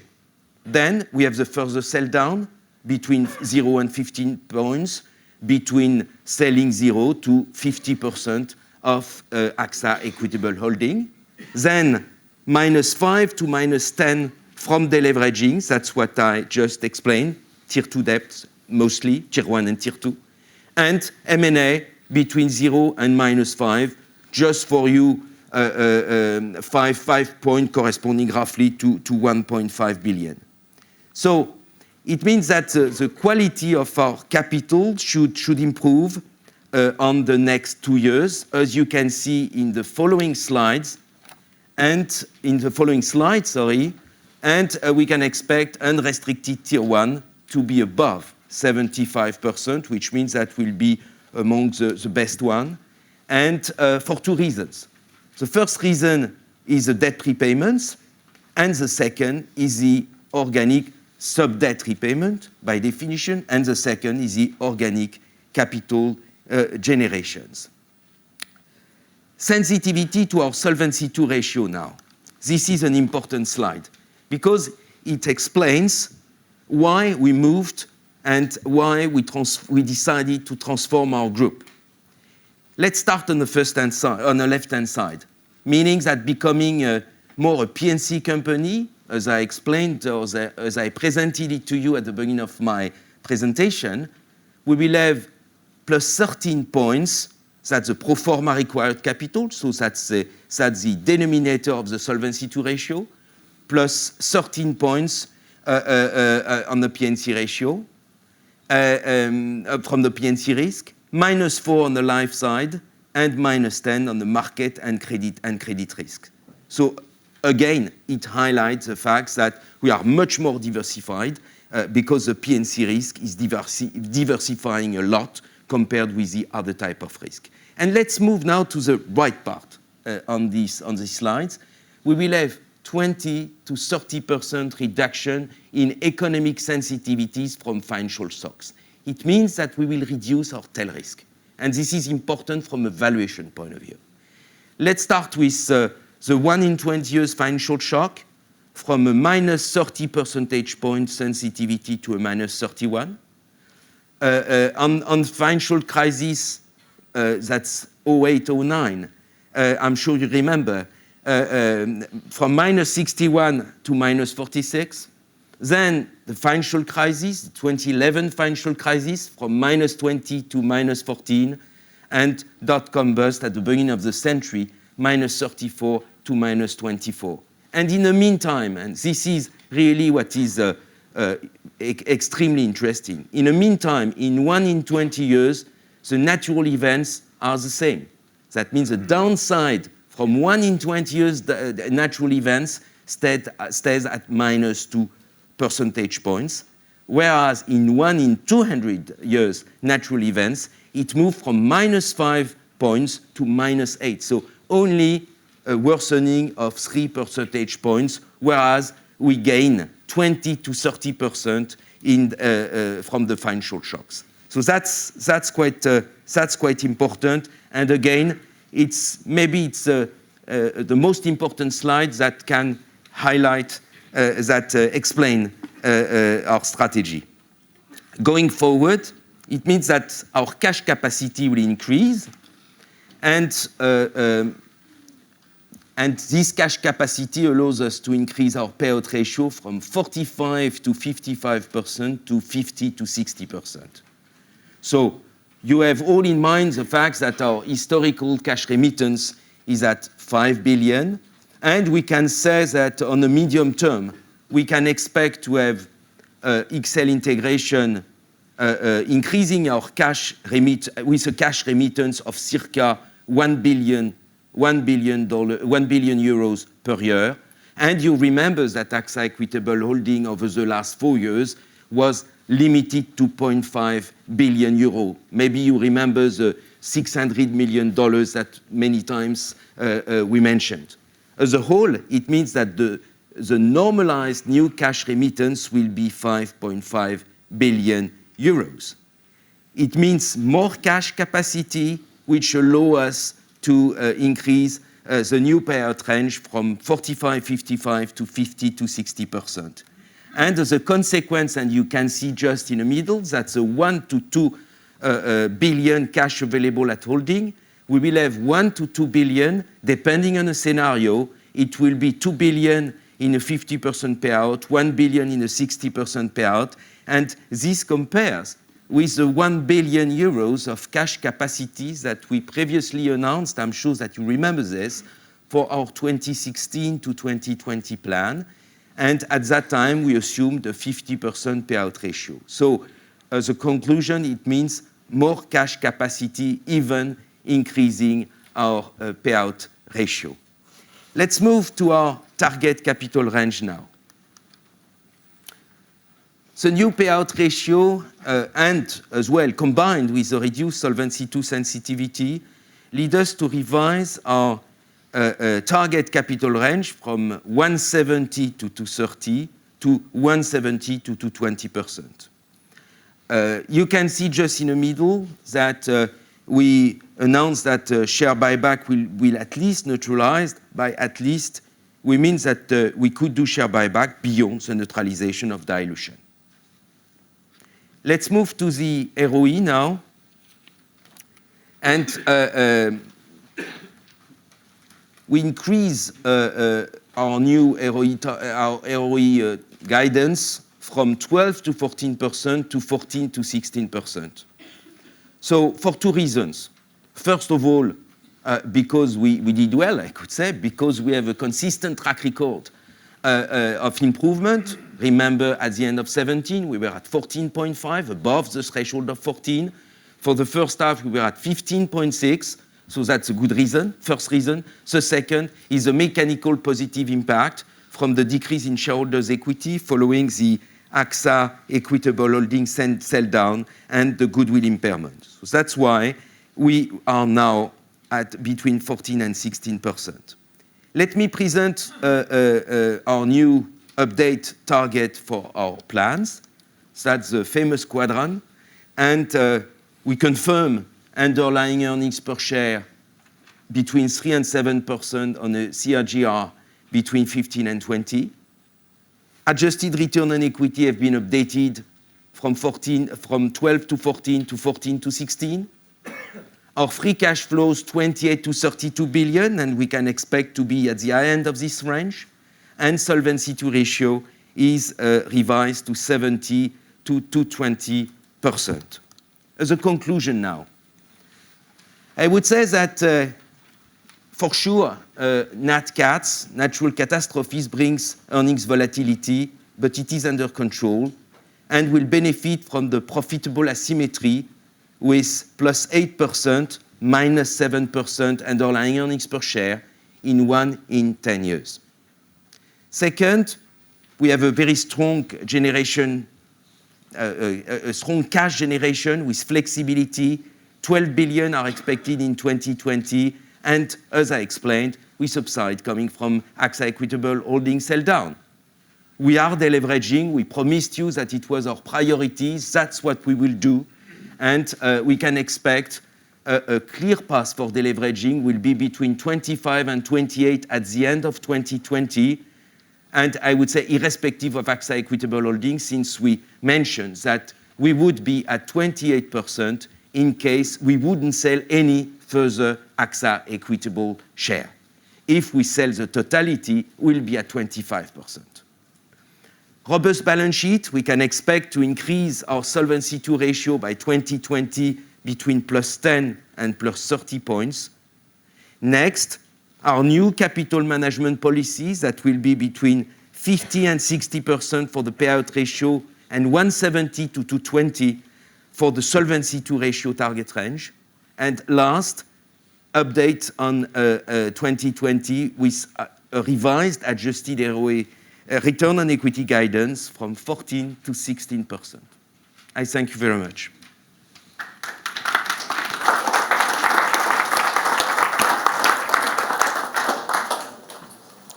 Thank you very much, Gerald, for this passionate finance speech, very clear on the capital management.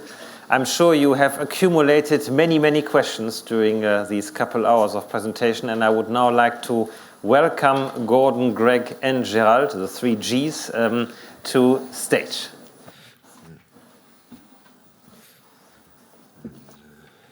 So, who would like to start? Let's start in the front here. And the microphone is coming.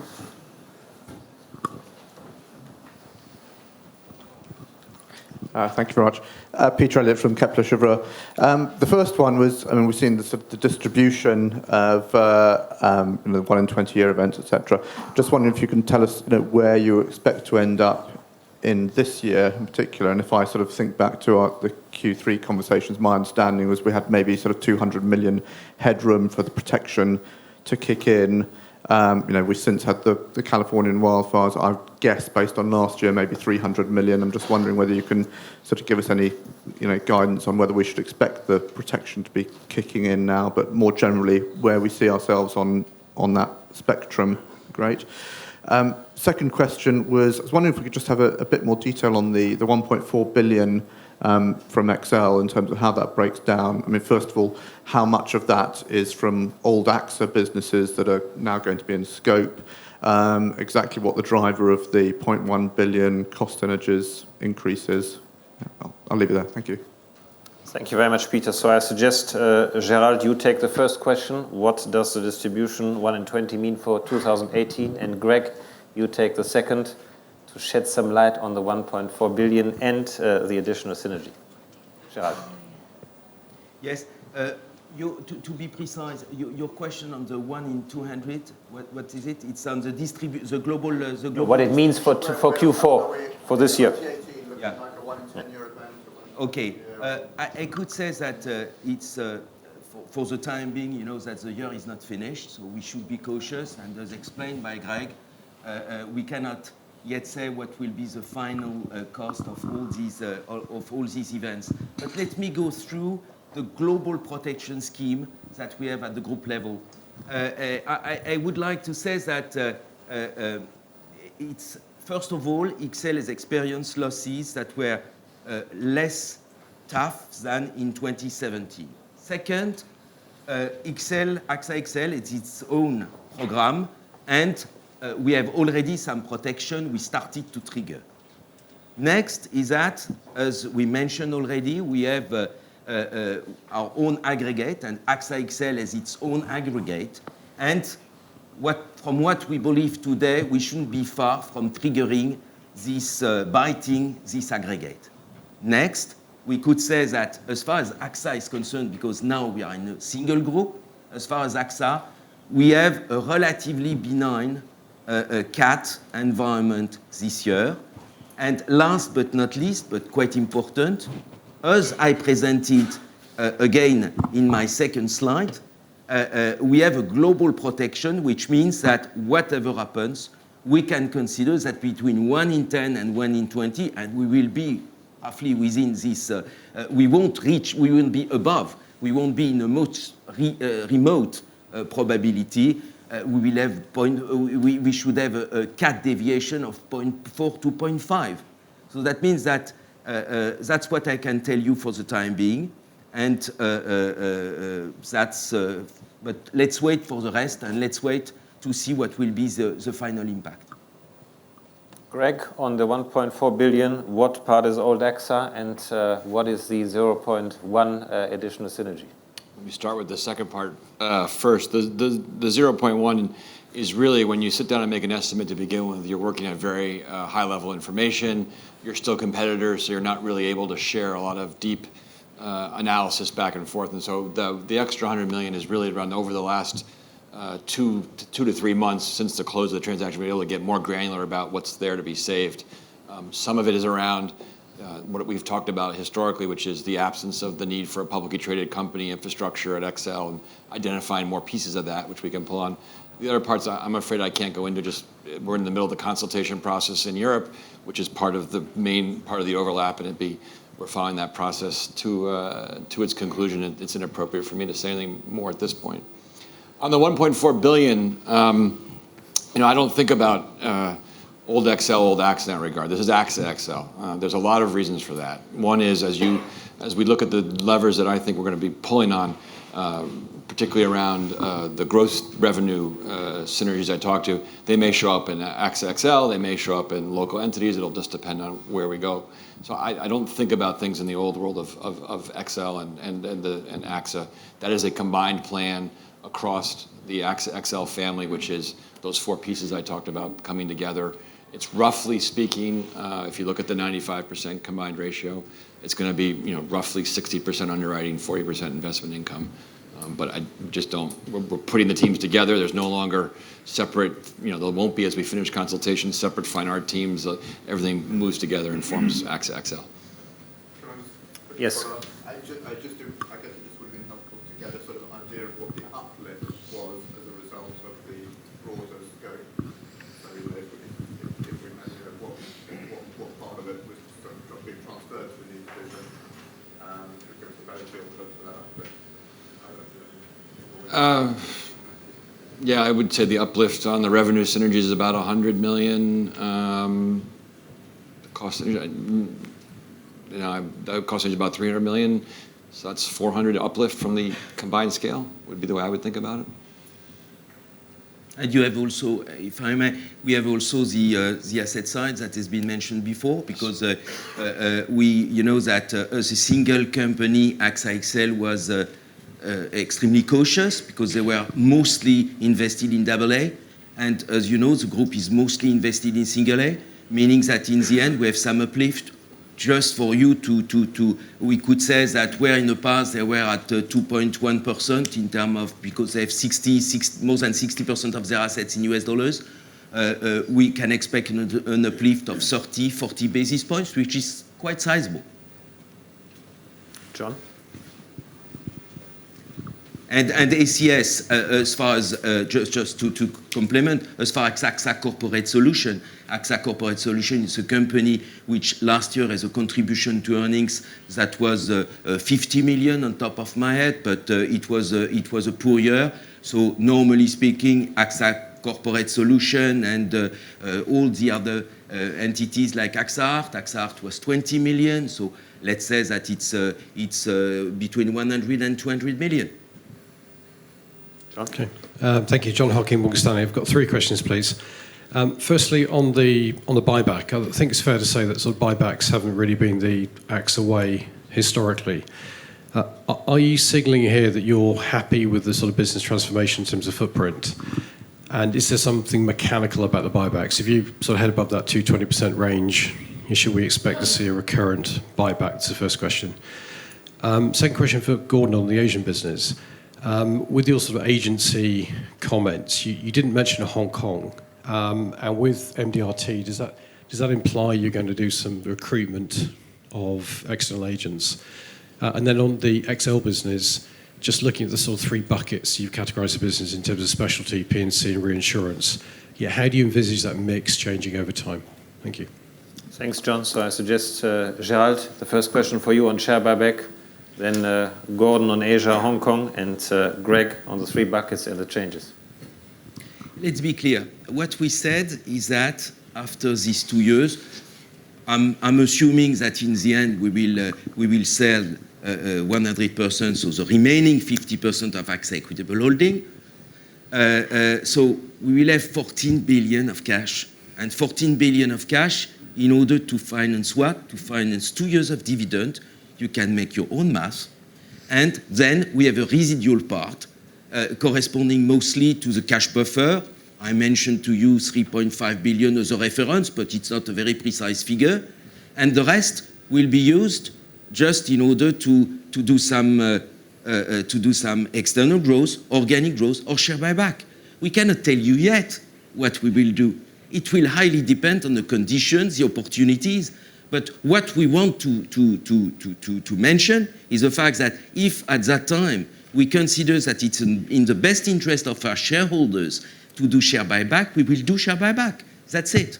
And I believe we cannot announce first what it will be, but it will be, without any doubt, in order to optimize the value for our shareholders.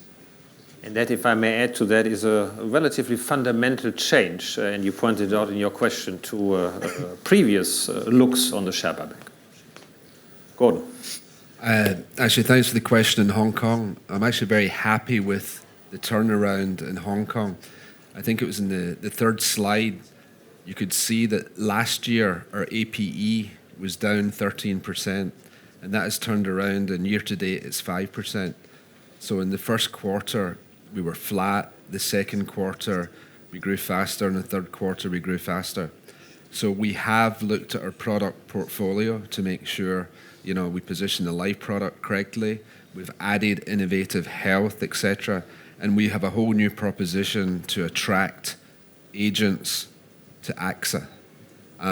We want to be the next insurer of choice. We want to be modern. We want to use that global brand, etc. We brought my friend Howard in to do that because he's done that before, and that is exactly what we're trying to do, is to attract new agents. But to be honest, I don't like to attract from the industry.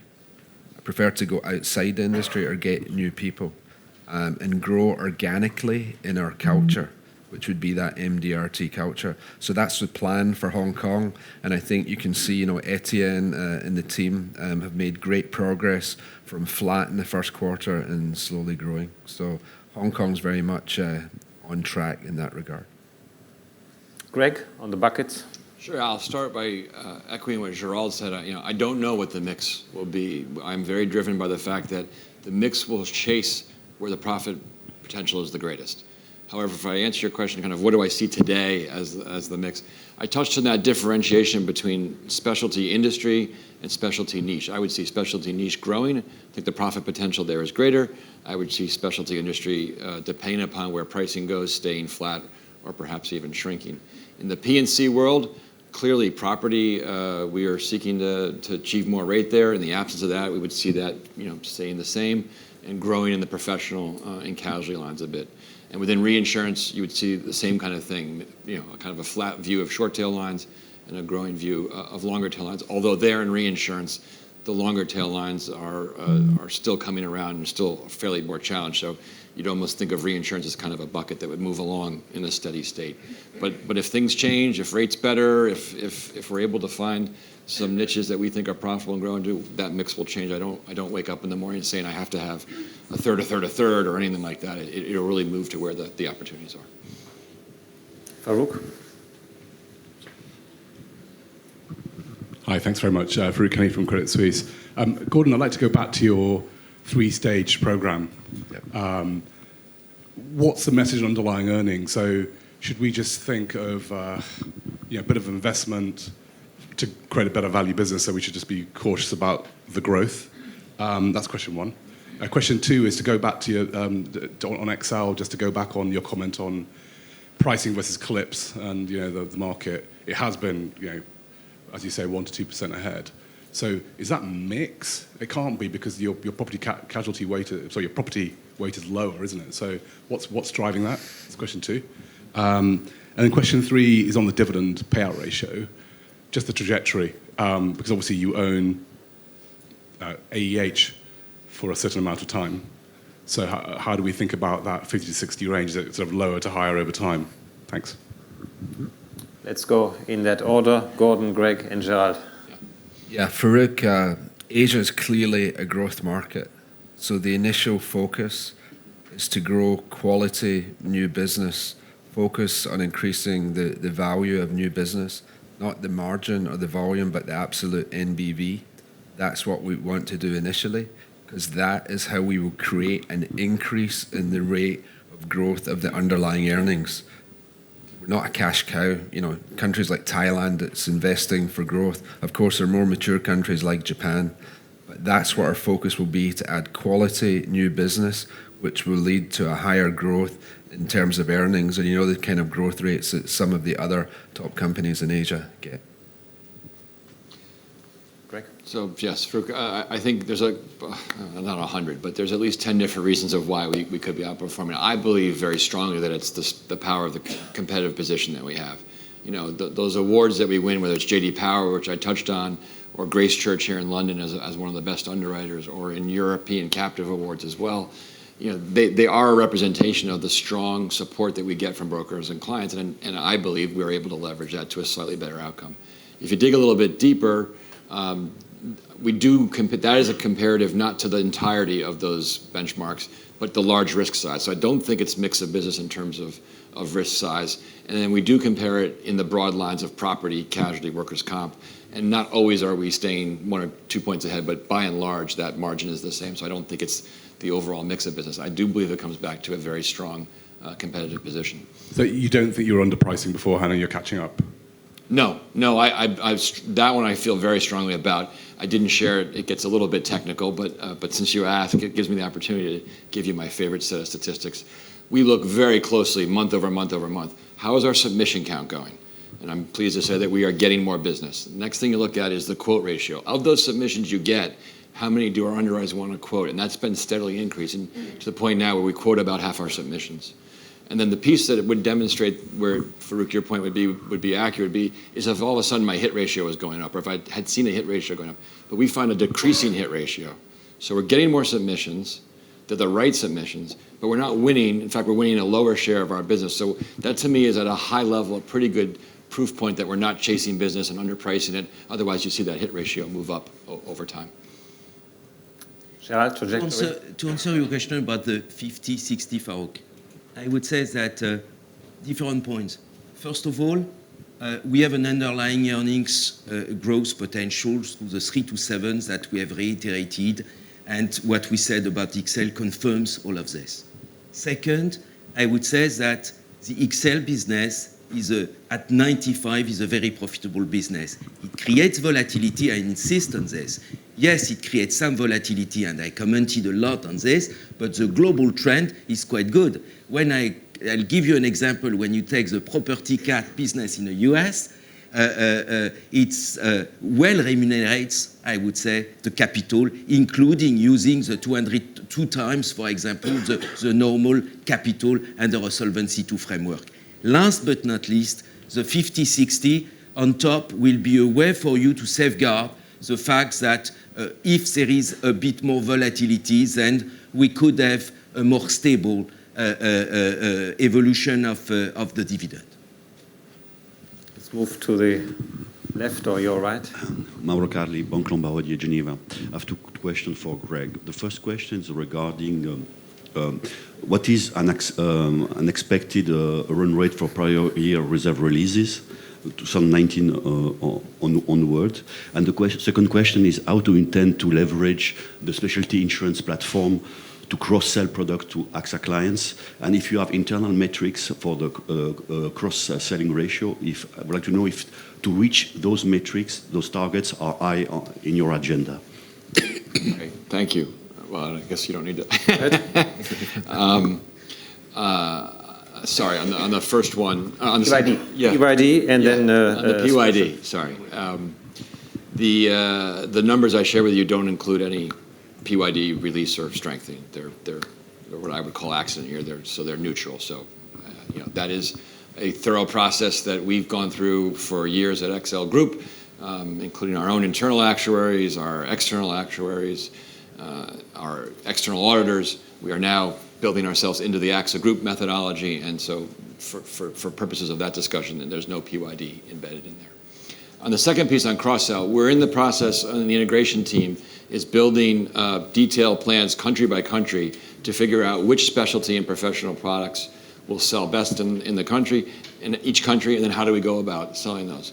So we're going to be looking closely at how many submissions can we generate on each of those lines of business. So you'll watch for flow, as I talked just a few moments ago, and then you'll watch on the conversion rate of how many you can hit. Those focus very high on our agenda. Kelly Lyles is not here. She leads our client and country management. She's working closely with each of the senior management teams in each of the geographies within the existing AXA Group. And it's not minutes, it's not hours, it's days and days of work that we're going through to make sure we line that up. And it's very high on my agenda, as well as my colleagues on the management committee. Thank you. Ralph?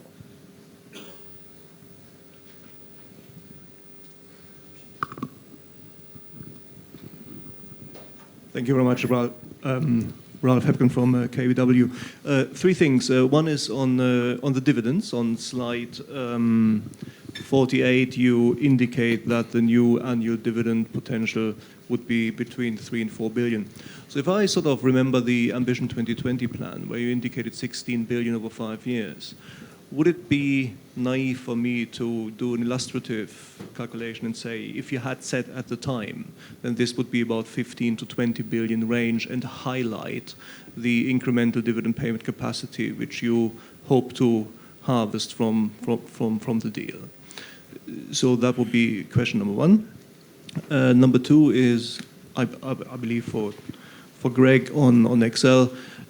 Greg, you mentioned that your syndicate present at Lloyd's is basically incremental and enables you to access customers and brokers in a different way. Is that actually what you're saying? Is it basically incremental to the legacy XL businesses, or is there a synergetic potential as well through your presence at Lloyd's, leading to the deliberation whether your presence at Lloyd's is crucial to you or not? And I think the final thing is a philosophical question. I think, Thomas, I hope I'm not simplifying this too much, but one key element in your strategy is the observation that in future P&C risks might migrate more from a personal lines model towards a commercial model, certainly motor insurance. Now, if I look at the Asian presence, you've just become one of the first, or the first European carrier to own 100% of a domestic Chinese company there. 90% of Tianping is basically motor insurance, and it's a personal lines model there. So how does that philosophy chime with the overall strategy? Do you have different philosophies for different regions? Very good. So I suggest that on the first one, dividend, Gerald, you take it. Capacity question. Second one on the Lloyd's, Greg, and I'll do the last one. Okay. On your first question about dividend capacity, remember that when we presented in June 16 our plan up to 2020, we said at that time that we could accept to have maximum of 5 billion of cash available in the end after a payment of dividend that was assumed at 50% payout ratio. And you remember that it was the best case was 5 billion. So best case, roughly 1 billion available for each year. Here, what I'm presenting and what we present on page 48 is much more. Because in the end, you know, it means that going forward, we could expect to have cash available between 1 and 2 billion, between 50 and 60. So it means that in the end, the transformations that we brought to this group through the acquisition of XL and the progressive disposal of AXA Equitable Holding will translate into more cash. You remember that it was one of your questions, of the question from you when we presented in March the acquisition. This is confirmed.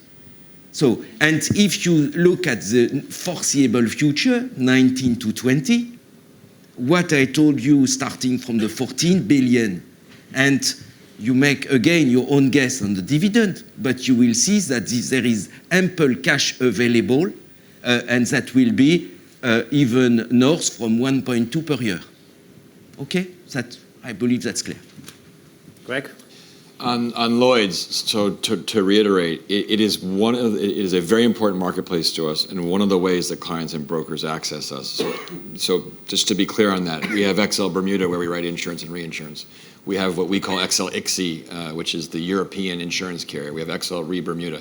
We have a number of different legal entities where our clients choose to access us and source our capacity. Lloyd's is one of them. That was the main thing to convey, was that it doesn't stand alone by itself.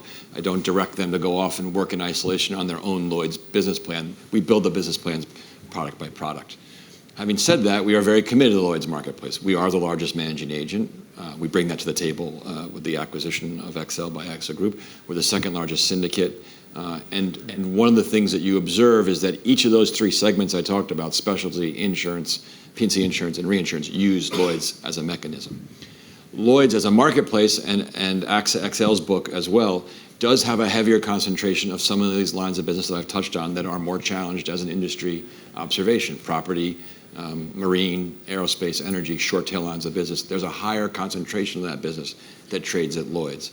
And so I think for us, the push is not about revenue synergies there, or it's mainly around improving profitability in those classes of business, either through re-underwriting, either through working closely with Lloyd's as we all seek to reduce the expense load that comes with transacting business at Lloyd's, or we continue to work on the overall profitability of each block of business. So there's not a synergy in there from being part of the AXA Group. It's something that XL brings to the table that we're very proud of that we have, but that we're very committed to improving the profitability of each of those portfolios. On your third question, Ralph, we have three convictions, and that is very much linked to the strategy that we laid out. First one is we want to focus our growth on health, protection, and commercial line. Why? Because we do believe that those are the areas that are higher growing, and those are the areas where we will have the most natural customer contact in order to serve the customer better. And you've seen that all our growth efforts, both organic and inorganic, have been going in that direction. Second conviction that we have is that quite a few risks that are today personal lines risks will move to the more commercial space, to the more complex space. Again, take the famous example of the car, or you can even take your household insurance when you think about water leakage. Probably today you have a very high frequency of claims.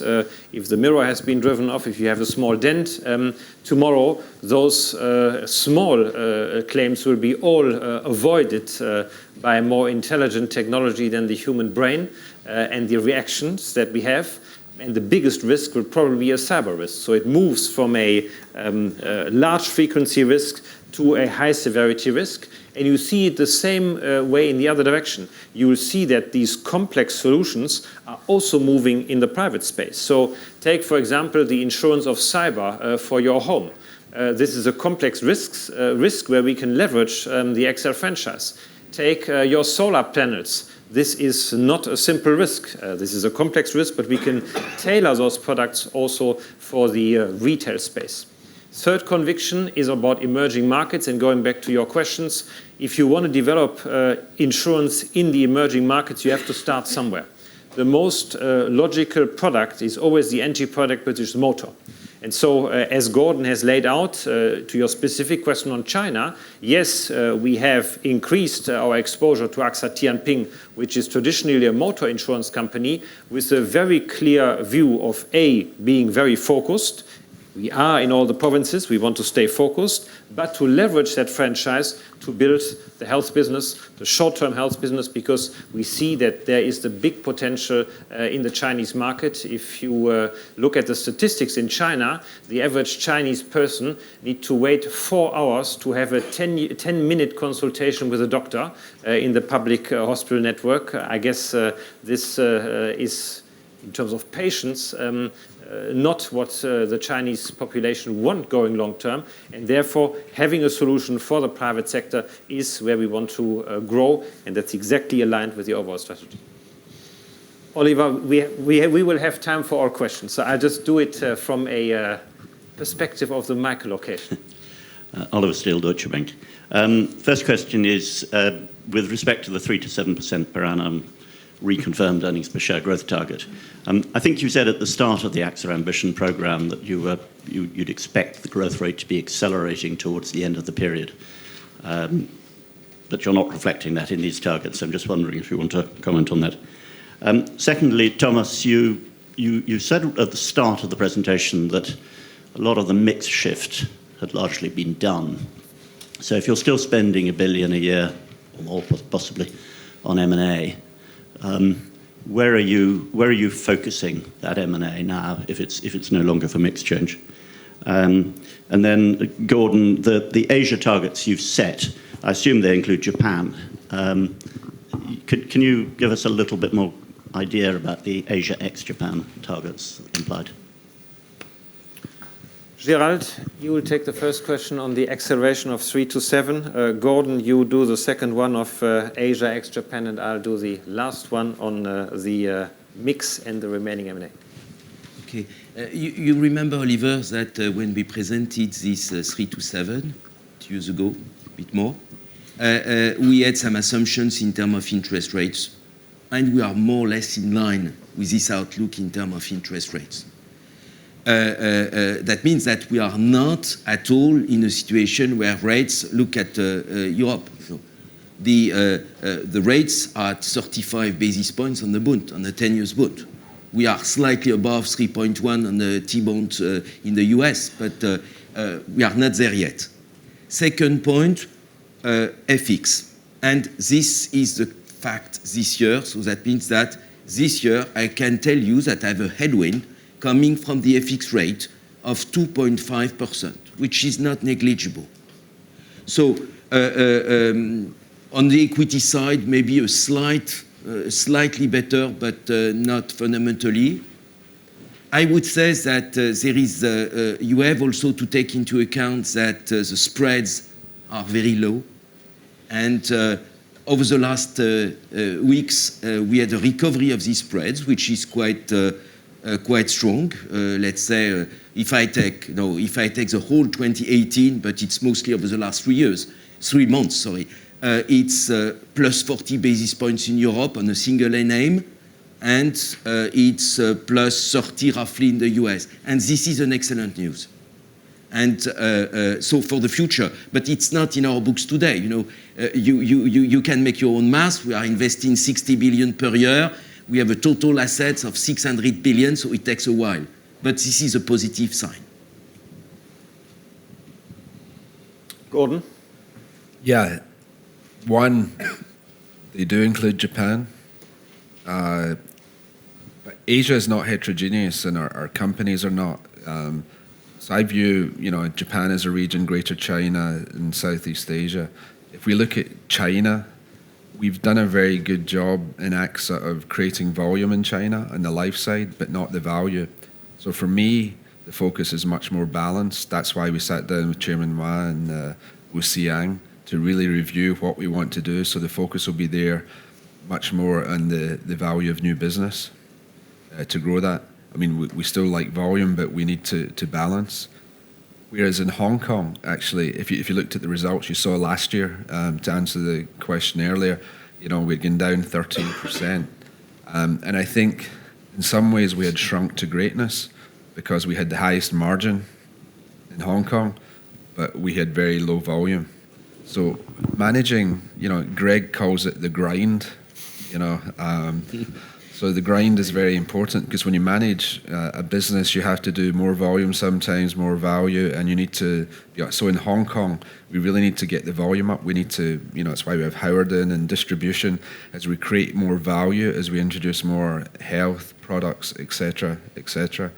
In terms of Southeast Asia, I used the case study of the Philippines, because clearly the Philippines is doing the best out of the three companies in generating, new business value. The volume's good, the value's good.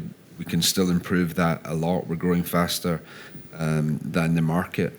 Thailand, our company in Thailand is 50% agency, 50% bank. I think most people, for some reason, feel it's much more banker than agency. We have 15,000 agents.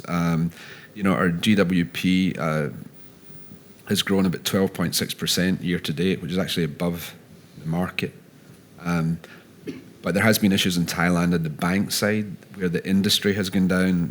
The APE is down about 7%, so we're in line with that, and we're half-half, but there haven't been the problems in agency. So agency didn't suffer from that, but we do have our product now approved. Our sales system for Banca, which was the first approved by the Bank of Thailand, so we're very happy with that. So we will start to be in a better growth mode in the bank side. And in Indonesia, we have an amazing partner, and frankly, I don't think we've done the best job in the world of really tackling that and penetrating that with the products we want to do. So obviously Southeast Asia, we expect higher growth, focus on new business value in China, and really do the grind in Hong Kong. Well, the grind everywhere, but specifically Hong Kong at this point in time. Oliver, on the third question, I said that the heavy lifting of the readjustment of the port and the shift of the portfolio is done. When you look, what we've done is we have shifted from being predominantly life and savings to being predominantly P&C, health and protection, so to really move the portfolio in the direction of technical margin. We are today, with the composition of the portfolio, once all the operations have been carried out, and in particular the remaining half of AXA Equitable Holding, we are happy with the mix. We have certain parts still in life business in areas where we feel these are very interesting markets. If you look, for example, in France, where we are very strong in life, strong growth figures. When we look into Asia, Gordon was talking about Japan and the other markets. So from a mix perspective, we feel happy. Where I do believe, and that's what I indicated, in the next phase, we will really go more into the payer-to-partner area. There's two areas where I believe we need to grow our footprint still. One is in the area of health. We have some markets where we still need to increase our exposure. And the second piece is on the services around the insurance coverage.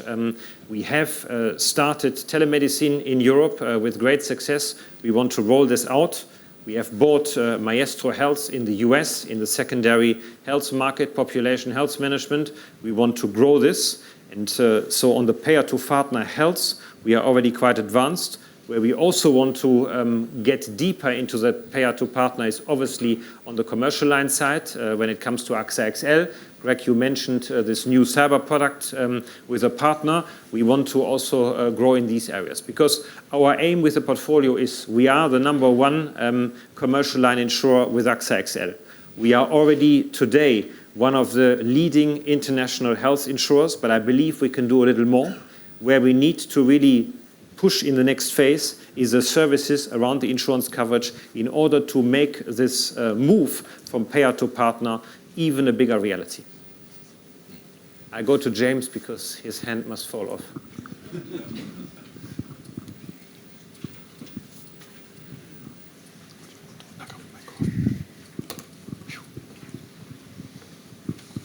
Thank you. James Shuck from Citi. 3 questions from my side, please.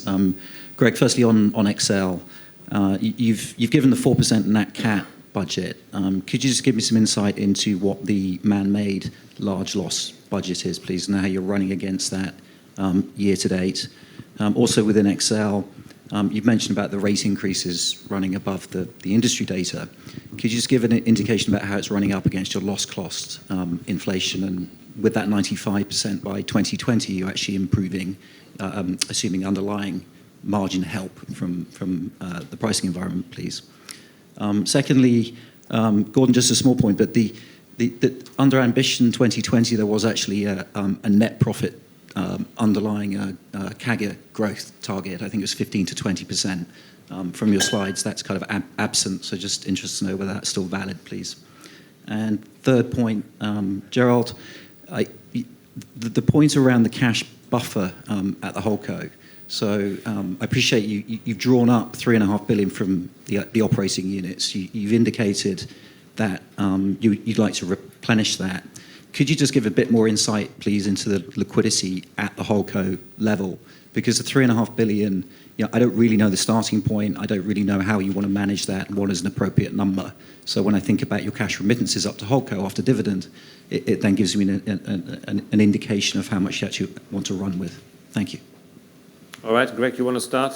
Man-made loss budget and rate increase versus the loss inflation? Sure.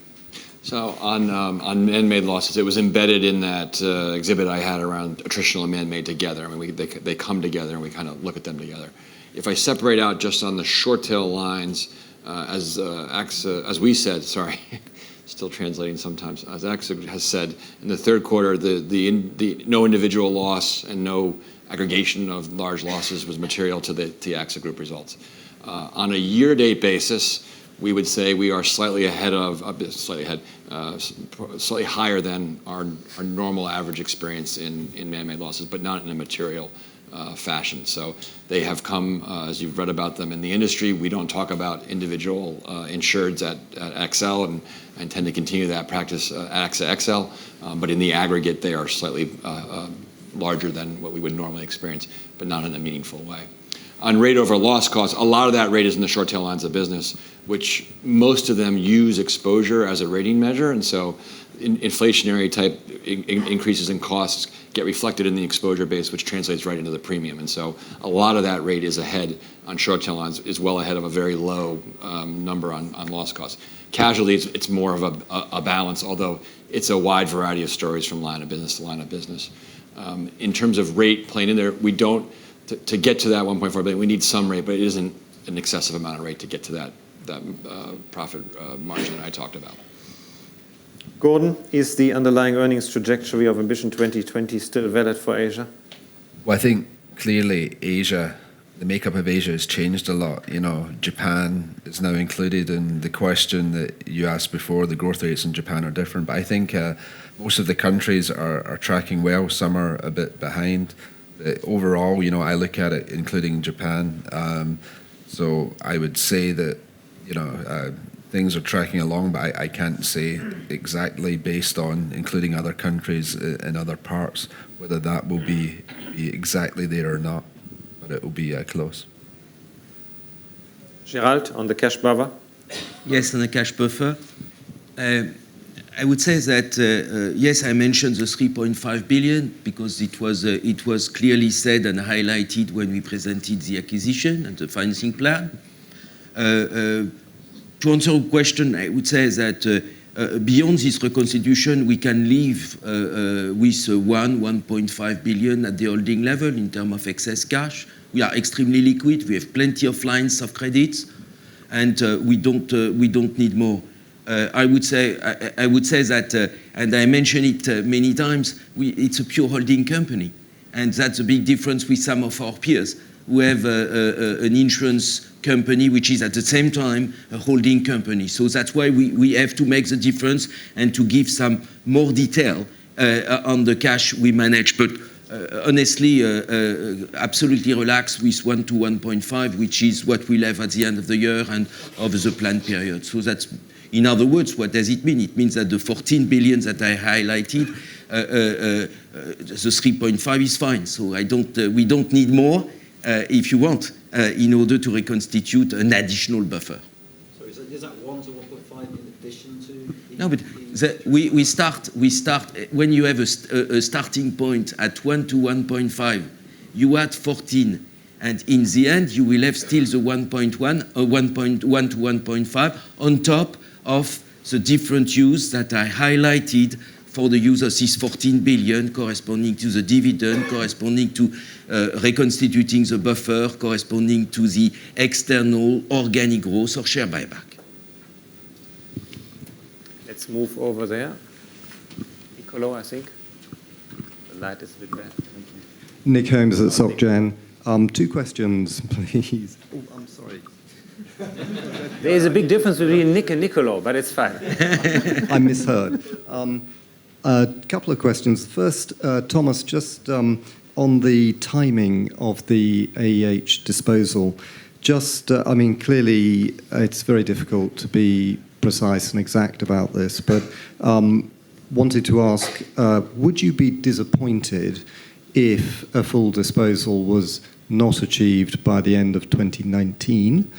And then the second question for Gordon, looking at Tianping and its growth in P&C and motor insurance in particular, just wondered if you could give us more colour about the control mechanisms you have for underwriting quality. And the reason I ask is that in other emerging markets like Turkey, I think, was a conspicuous example where not just AXA, but many foreign companies found it difficult to adapt to the underwriting environment. I just wondered if you could share with us your thoughts about underwriting quality control in China. Thank you. Gordon, do you want to start? The big difference between Turkey and China is that there is no Chinese president who has reduced the motor TPL rates by 30%. I think, what's going on in China is, we now have 100% control. We never appointed the CEO of our company in China. Now we have the CEO in the room, Xavier. So Xavier will have control of underwriting. And when I gave my presentation, I spoke about more sophistication, going after the segments that we want to be in. So I think when the de-tarification, which I believe is a word, and the de-tarification of China, that will give us much more opportunities to play where we want to play. We have 3.5 million customers at the moment. Most of them are in the middle class, so we can start selling up, upsell, cross-sell, as Thomas spoke about, health innovation, etc., pair to partner, add value-added services. So for me, I think what we're doing will strengthen the underwriting and the governance and do the business that we want to do in China. And, as I said, we have access to almost 80% of the Chinese population. We have 25 branches and 3.5 million customers. So for me, I think it's an opportunity to go from just volume to really start creating that value. And of course, a lot of that starts with underwriting control. So on your first question, Nick, am I disappointed, yes or no? If we haven't sold everything by the end of 2019, no, I will not be disappointed. Because we are now in a situation where we are halfway. You've seen Gerald has presented that the remaining exposure is roughly 50%. We have the clear willingness of selling down to zero, but we have clearly said we want to be opportunistic about when and how we do it. And this when and how is very much dependent on a couple of things. One is what is the liquidity of the stock? Obviously, the liquidity of the stock is today much higher than it was at the 10th of May when we did the IPO. Second question for me is, what is the overall market environment in the US? You have seen that it has got a little bit rougher in the last couple of weeks, so we have to monitor that closely. And then thirdly, and this is the most important piece for me, we have a very strong management team in place. We have a strong company, and this management team has got a very clear plan of how to increase the return on equity of AXA Equitable Holdings. And therefore, the timing that seems to be ideal is to find the right point where those plans are well reflected in the expectation of the share price and where the management team is far enough down the road to also have the track record of having implemented it. So those are some criteria that we will take, but again, there is no pressure. I think Gerald has made more than clear that the cash generation capacity that we have does not rely on these additional 5 billion of AXA Equitable Holding. I cannot say it differently. I would certainly be very glad if we could implement this divestiture as quickly as possible. Nicolo Dalla Palma from Exane BNP. My questions are all on the 1.4 billion euro from AXA XL.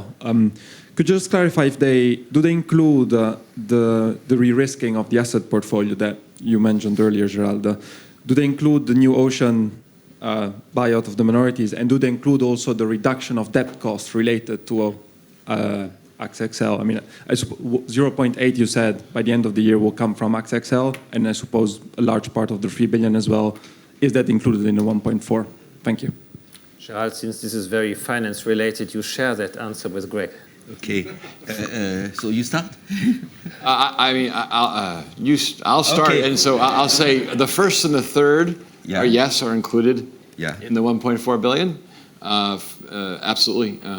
As I said, it was a posture that we took at XL that no longer applies as part of AXA Group about being very conservative on the investment side, and we're just coming into line with other peers and into line with what the AXA Group investment philosophy is. Yes, and what I could complement is that you can make your own math, but it's quite consistent with 95%. It's in line with what was presented before. 95%. This includes, of course, all the synergies. And the synergy, we can expect that these synergies will significantly decrease the expense ratio.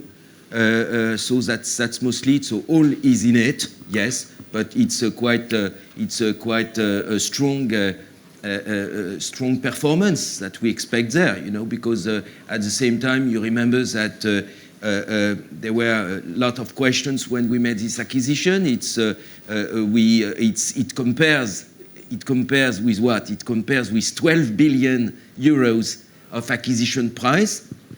Remember that we will normally upstream 1.5 to 2 billion just at the time we will integrate in our internal model, but we have also, and that was a previous question, we have also to take into account the fact that we have AXA Corporate Solution and we have AXA Art, so roughly speaking, you can keep in mind 12. So 12 billion with 1.4, it's a quite nice ROE, an ambitious ROE.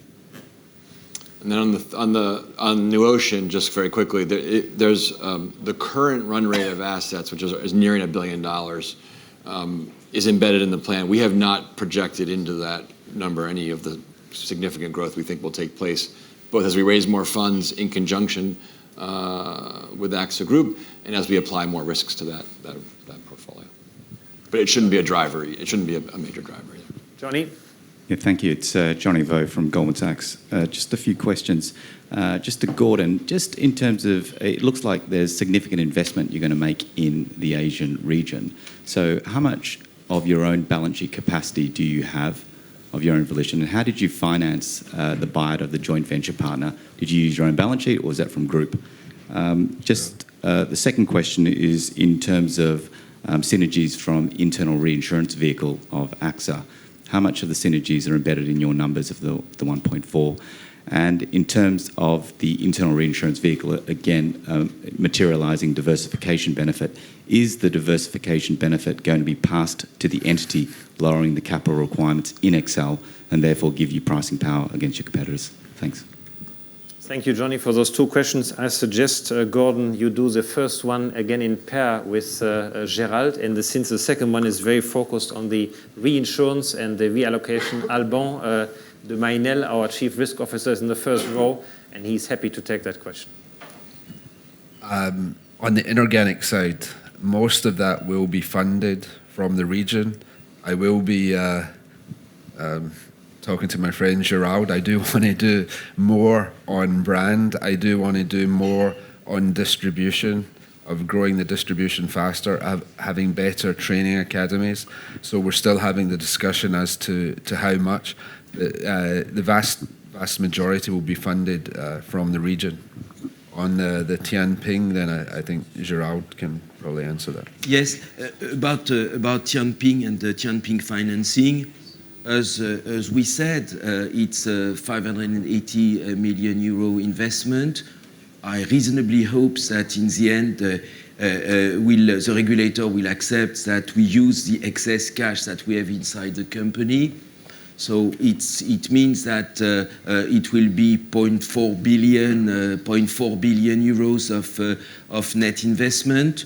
And I could say that for the next and for the next plan, we will have a few hundred millions of investment over the next 5 years. But we don't speak from very huge needs in order to grow and to develop this business. I would like just to add one point. You remember that many times about the remittance ratio, we said that we should be between 75 to 85. It's still true. And I would say that, and it was true in the past, meaning that Asia remittance is much lower than France and Europe. The big contributor to the remittance are France and Europe. But we can expect going forward that it will progressively improve, mainly coming from Japan first, and also from Hong Kong, because we expect that Hong Kong being more and more, I would say, a more mature country, that we will get it. So we can expect, to make it short, that we will self-finance the local growth, and that we could expect that the remittance progressively could slightly improve. But we don't rely too much on this because it's mostly Europe and France. Alban, on the reinsurance. So good morning, Johnny. The answer to your two questions is in fact the same. So yes, we have a mechanism, as you know, at group level to get the reinsurance synergies, but we redistribute those synergies to the entities. So yes, it's included in the amount of earnings that you've seen, and yes, that allows AXA XL in particular to have better reinsurance and protection pricing and for its own protection costs. Let's move to the middle. Andrew.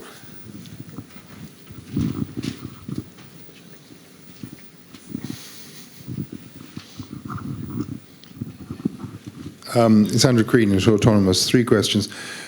In Asia, you've still got JVs in quite a lot of your countries, in China, Thailand, Philippines, and Indonesia. To get control, would you want to buy these out the same way as you've bought out Tianping, or have to pay more to continue the relationships? Is that going to be a substantial cost?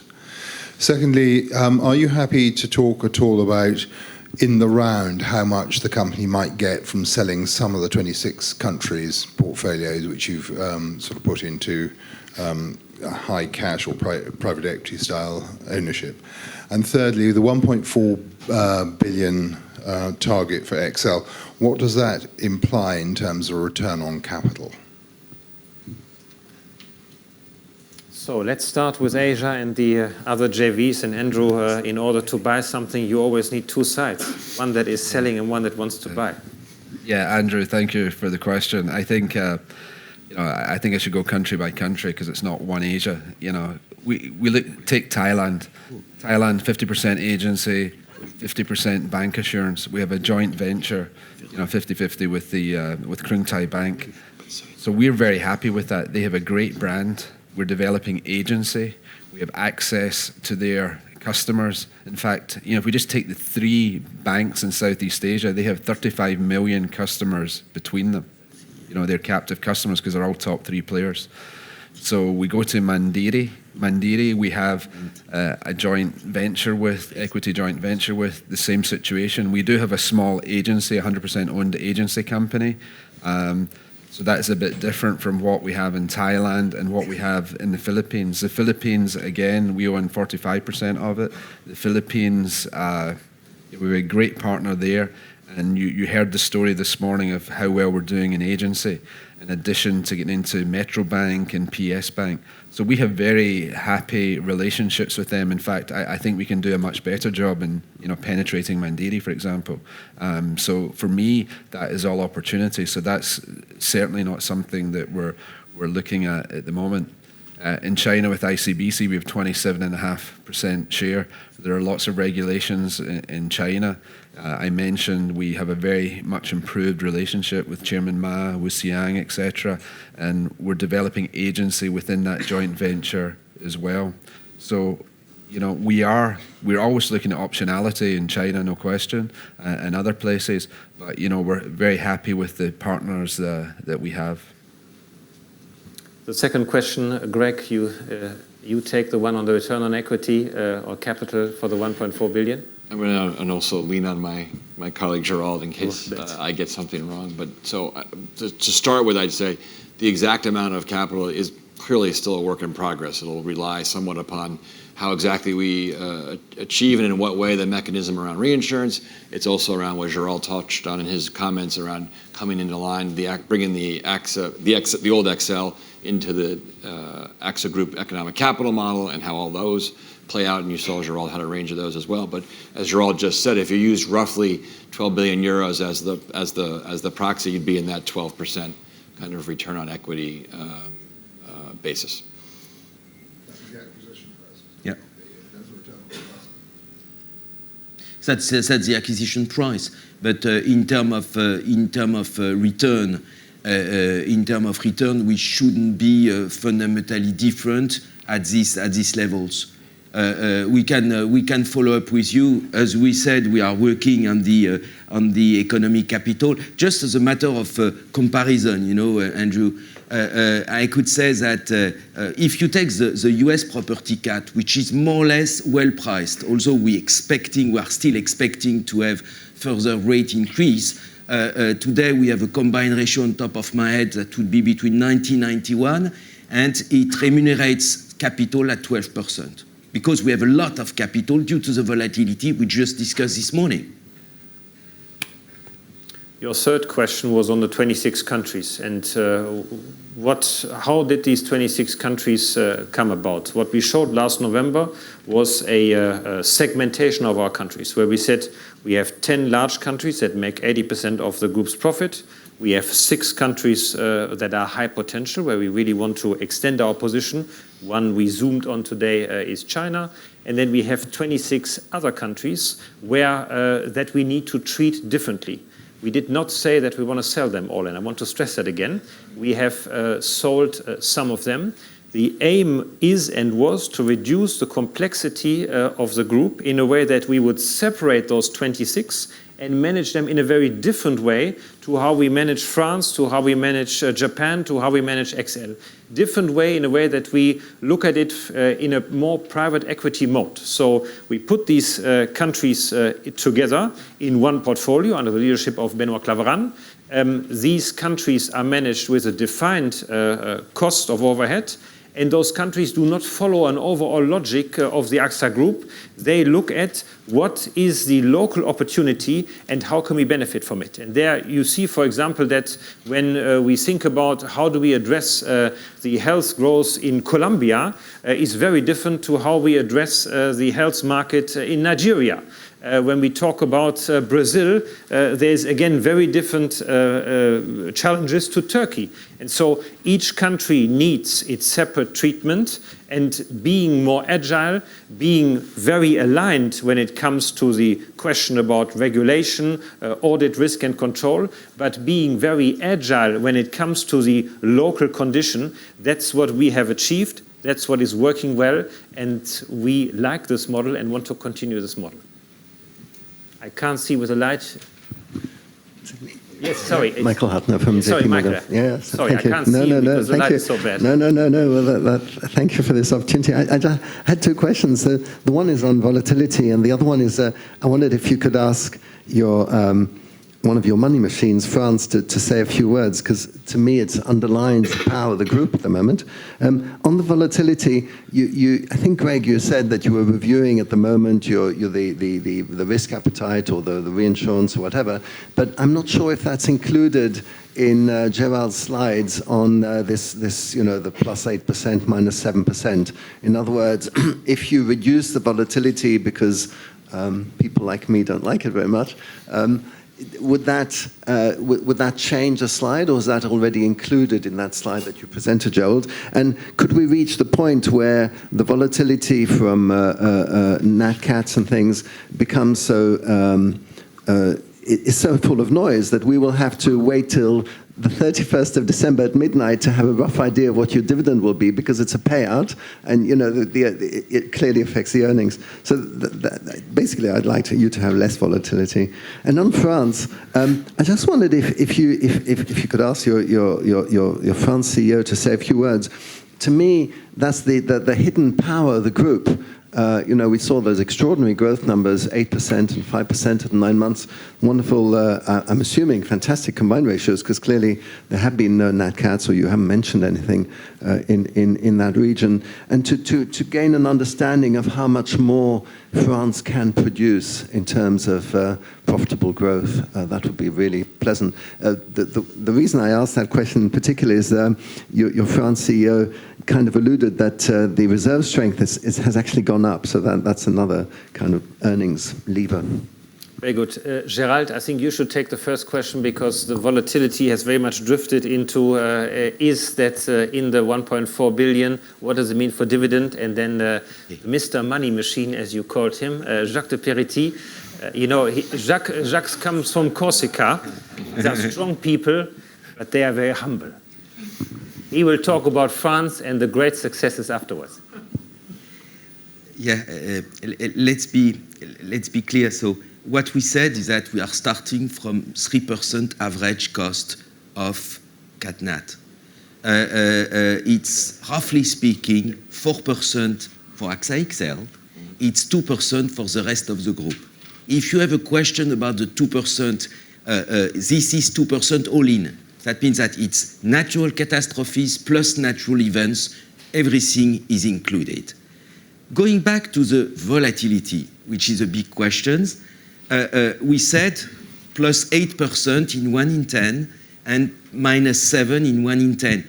That's the inherent volatility, and it goes back to the previous question that was question from Andrew on your right. That means that we have to pay and we have to remunerate the volatility that is generated by this business.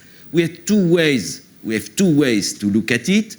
We looked at it through the purchase price, which was roughly speaking 12 billion euro. We can look at it on a different way, which is the economic capital. And we can expect that the economic capital, but we are just finalizing this calculation and these figures, should be at 200%, which is our guideline, I would say, something like 10 billion. So long as we have, that's always the point of volatility. The volatility should be adequately priced, and that's why it's so important to benefit from this price increase. I hope I'm clear, but it's really a ratio. When you have volatility, you have higher cost of you have higher capital, and you have to remunerate your capital. That's it, and that's always the way we have been calculated and pricing our products, and that's exactly the way we will do it tomorrow, and that's the way it was done by XL just before joining this group. Jacques, the hidden power of France. Thank you very much for the question. I think that we have taken advantage in France of definitely our very dense footprint on the territory, definitely.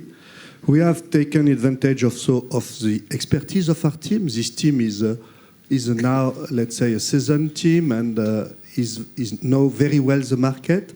We have taken also the opportunity of the brand in France, and it's not the case for Gordon still now, but the AXA brand in France represents really something, a trust, and also a large notoriety.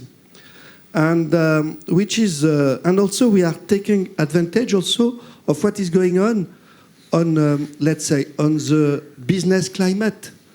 France, thanks to the change that occurred a few months ago, has taken, let's say, new orientation in the labor organization, in the on the pact law, now on retirement, for example, there won't be any obstacle to raise our our business on the zero addictable in health. That's also a large opportunity to increase our premium. And when you are a leader in health, when you are a leader on retirement, let's say that these new regulations also open new territories for us.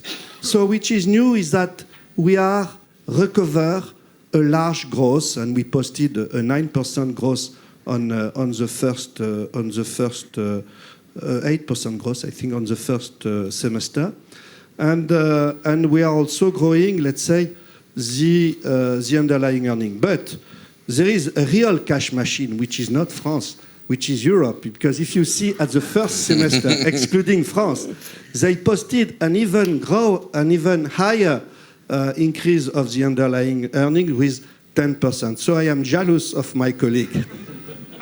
Now you have invited Antimo to speak. He has to say something. Thank you, Jacques. So what I can say about Europe, we are really focused on our preferred segment that we want to grow, and have seen in this number that we have published that we grow in commercial line, we grow in pool protection. We are doing really a hard job in all the savings, general accounts topics. You have mentioned Switzerland, that we have moved our balance sheet from a poor general account product to a separate account. So we are really doing a lot in the field that we can really have the pace and the speed to grow in our target that we have fixed. So what I can say, all the entities in Europe has done really good job about underlying earnings, and we see that we have a potential that we can really do more when we leverage best practice around the different countries. And we are still some challenge, but in the end, I think to fix clearly what are the preferred segment that we want to grow.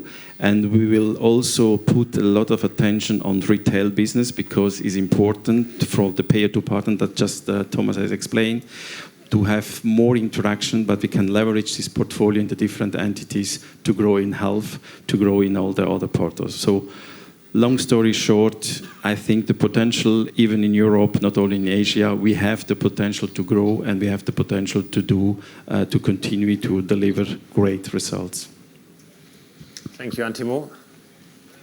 Let's go here. I think it's Andy, if I'm not mistaken. Thanks, it is indeed. It's Andy Sinclair from BofA Merrill Lynch. 3 from me, if that's okay. Firstly, Gordon, you said that your first priority is to double up in China. Do you now think you've got the raw materials that you need now that you've done the Tianping acquisition in terms of raw materials and stakes, or do you think there's any more to be done there? Secondly, it was on XL and the reserves methodology. Is the reserve methodology now standardised across the group? Can we say that there'll be no further adjustments as XL moves to the AXA methodology? And third and finally was just on the solvency range. Just wondered if you could tell us a bit more about how you came to that range. It still feels pretty wide, even though it's been tightened a little bit, given the limited volatility of the solvency ratio. Thanks. Thanks, Andy. So let's start with Gordon, China and AXA Tianping. Afterwards, we go to Alban again on the reserves and the standardization of the method. And then, Gerald, if you could comment, is 170 to 220 still too wide? Gordon. So, Andy, clearly you can't understand my accent. You know, I said double down, not double up, but maybe double up is better. Yeah, so we're doubling down on doubling up, specifically in AXA Tianping, getting control. You know, we have Xavi as interim CEO. We'll be building a team. We've hired Shadin Marzouk for Asia Health to leverage the health, so we'll have better underwriting, more segmentation, etc., taking advantage of that. On the life side, clearly we have, you know, as I said, we have 27.5% control, so that's not real control, that's influence, and we are, you know, we're creating a much better partnership, I think, than we had in the past with the ICBC, with the new leaders. So that's why we sat down, we aligned, we're doing our best to influence as much as possible. It's the biggest bank of the world, so they have massive reach, and we will continue to do our best to influence and work and really create value, go more to regular premium. And we do have some tailwinds. The BCRC, the regulator in China, is very much on our side in terms of creating more regular premium business and single premium business. So on the Tianping side, we have control. We'll build the team. We will retain the people we want to retain. We've already taken care of that. Xavier will be doing a roadshow throughout the 25 branches. ICBC will continue to influence heavily to create value, build that agency force that we haven't really done before. And of course, we have the asset management company, which is doing very well indeed.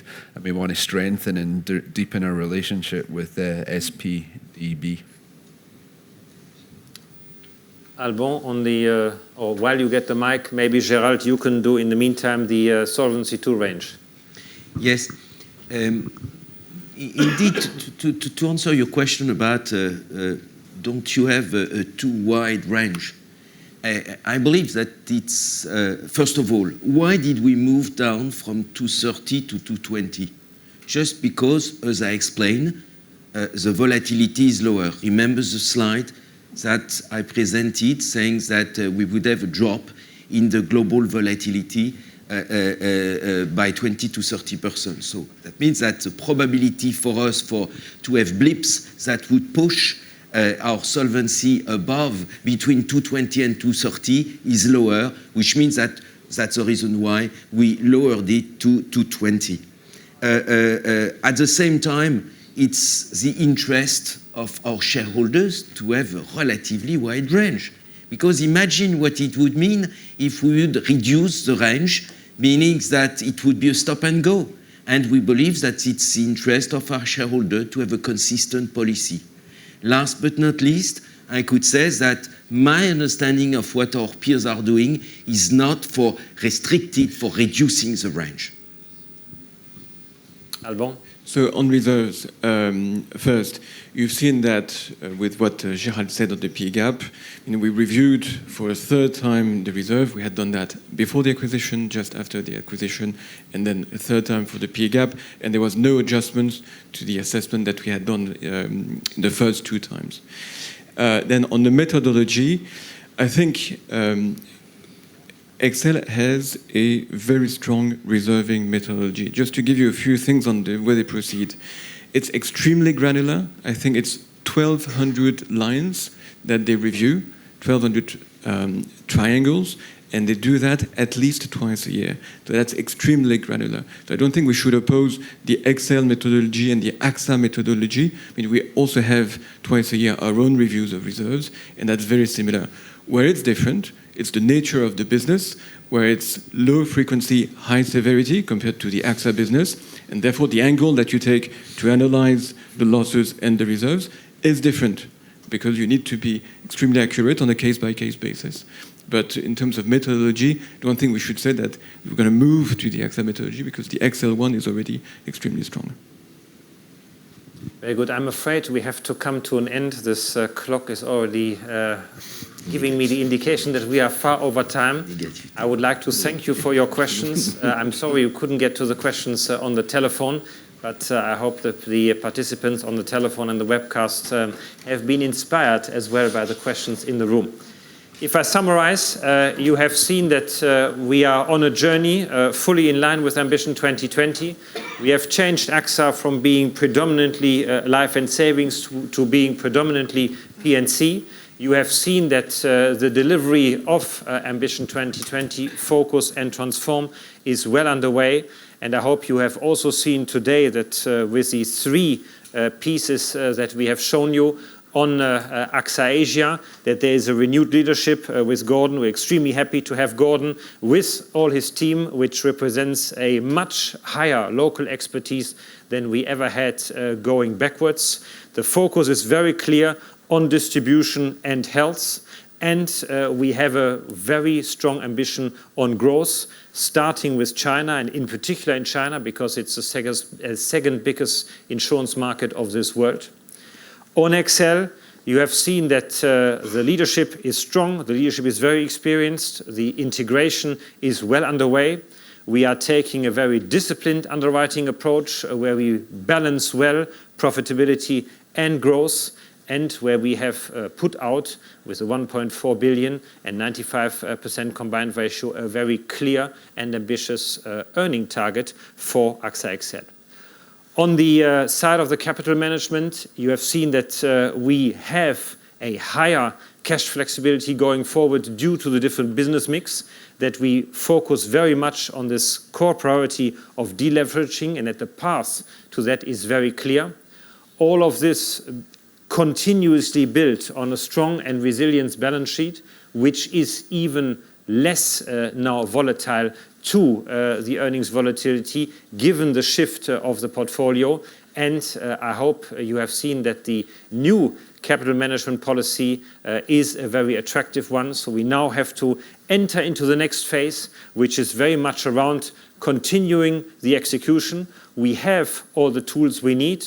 We have completely shifted the company. We have a great management team and many, many talents in the company. We are working a lot on the cultural change of the company towards more growth, towards more agility. And I'm very certain that with that starting point, with the dynamic, with the great teams, we will also master the second half of Ambition 2020.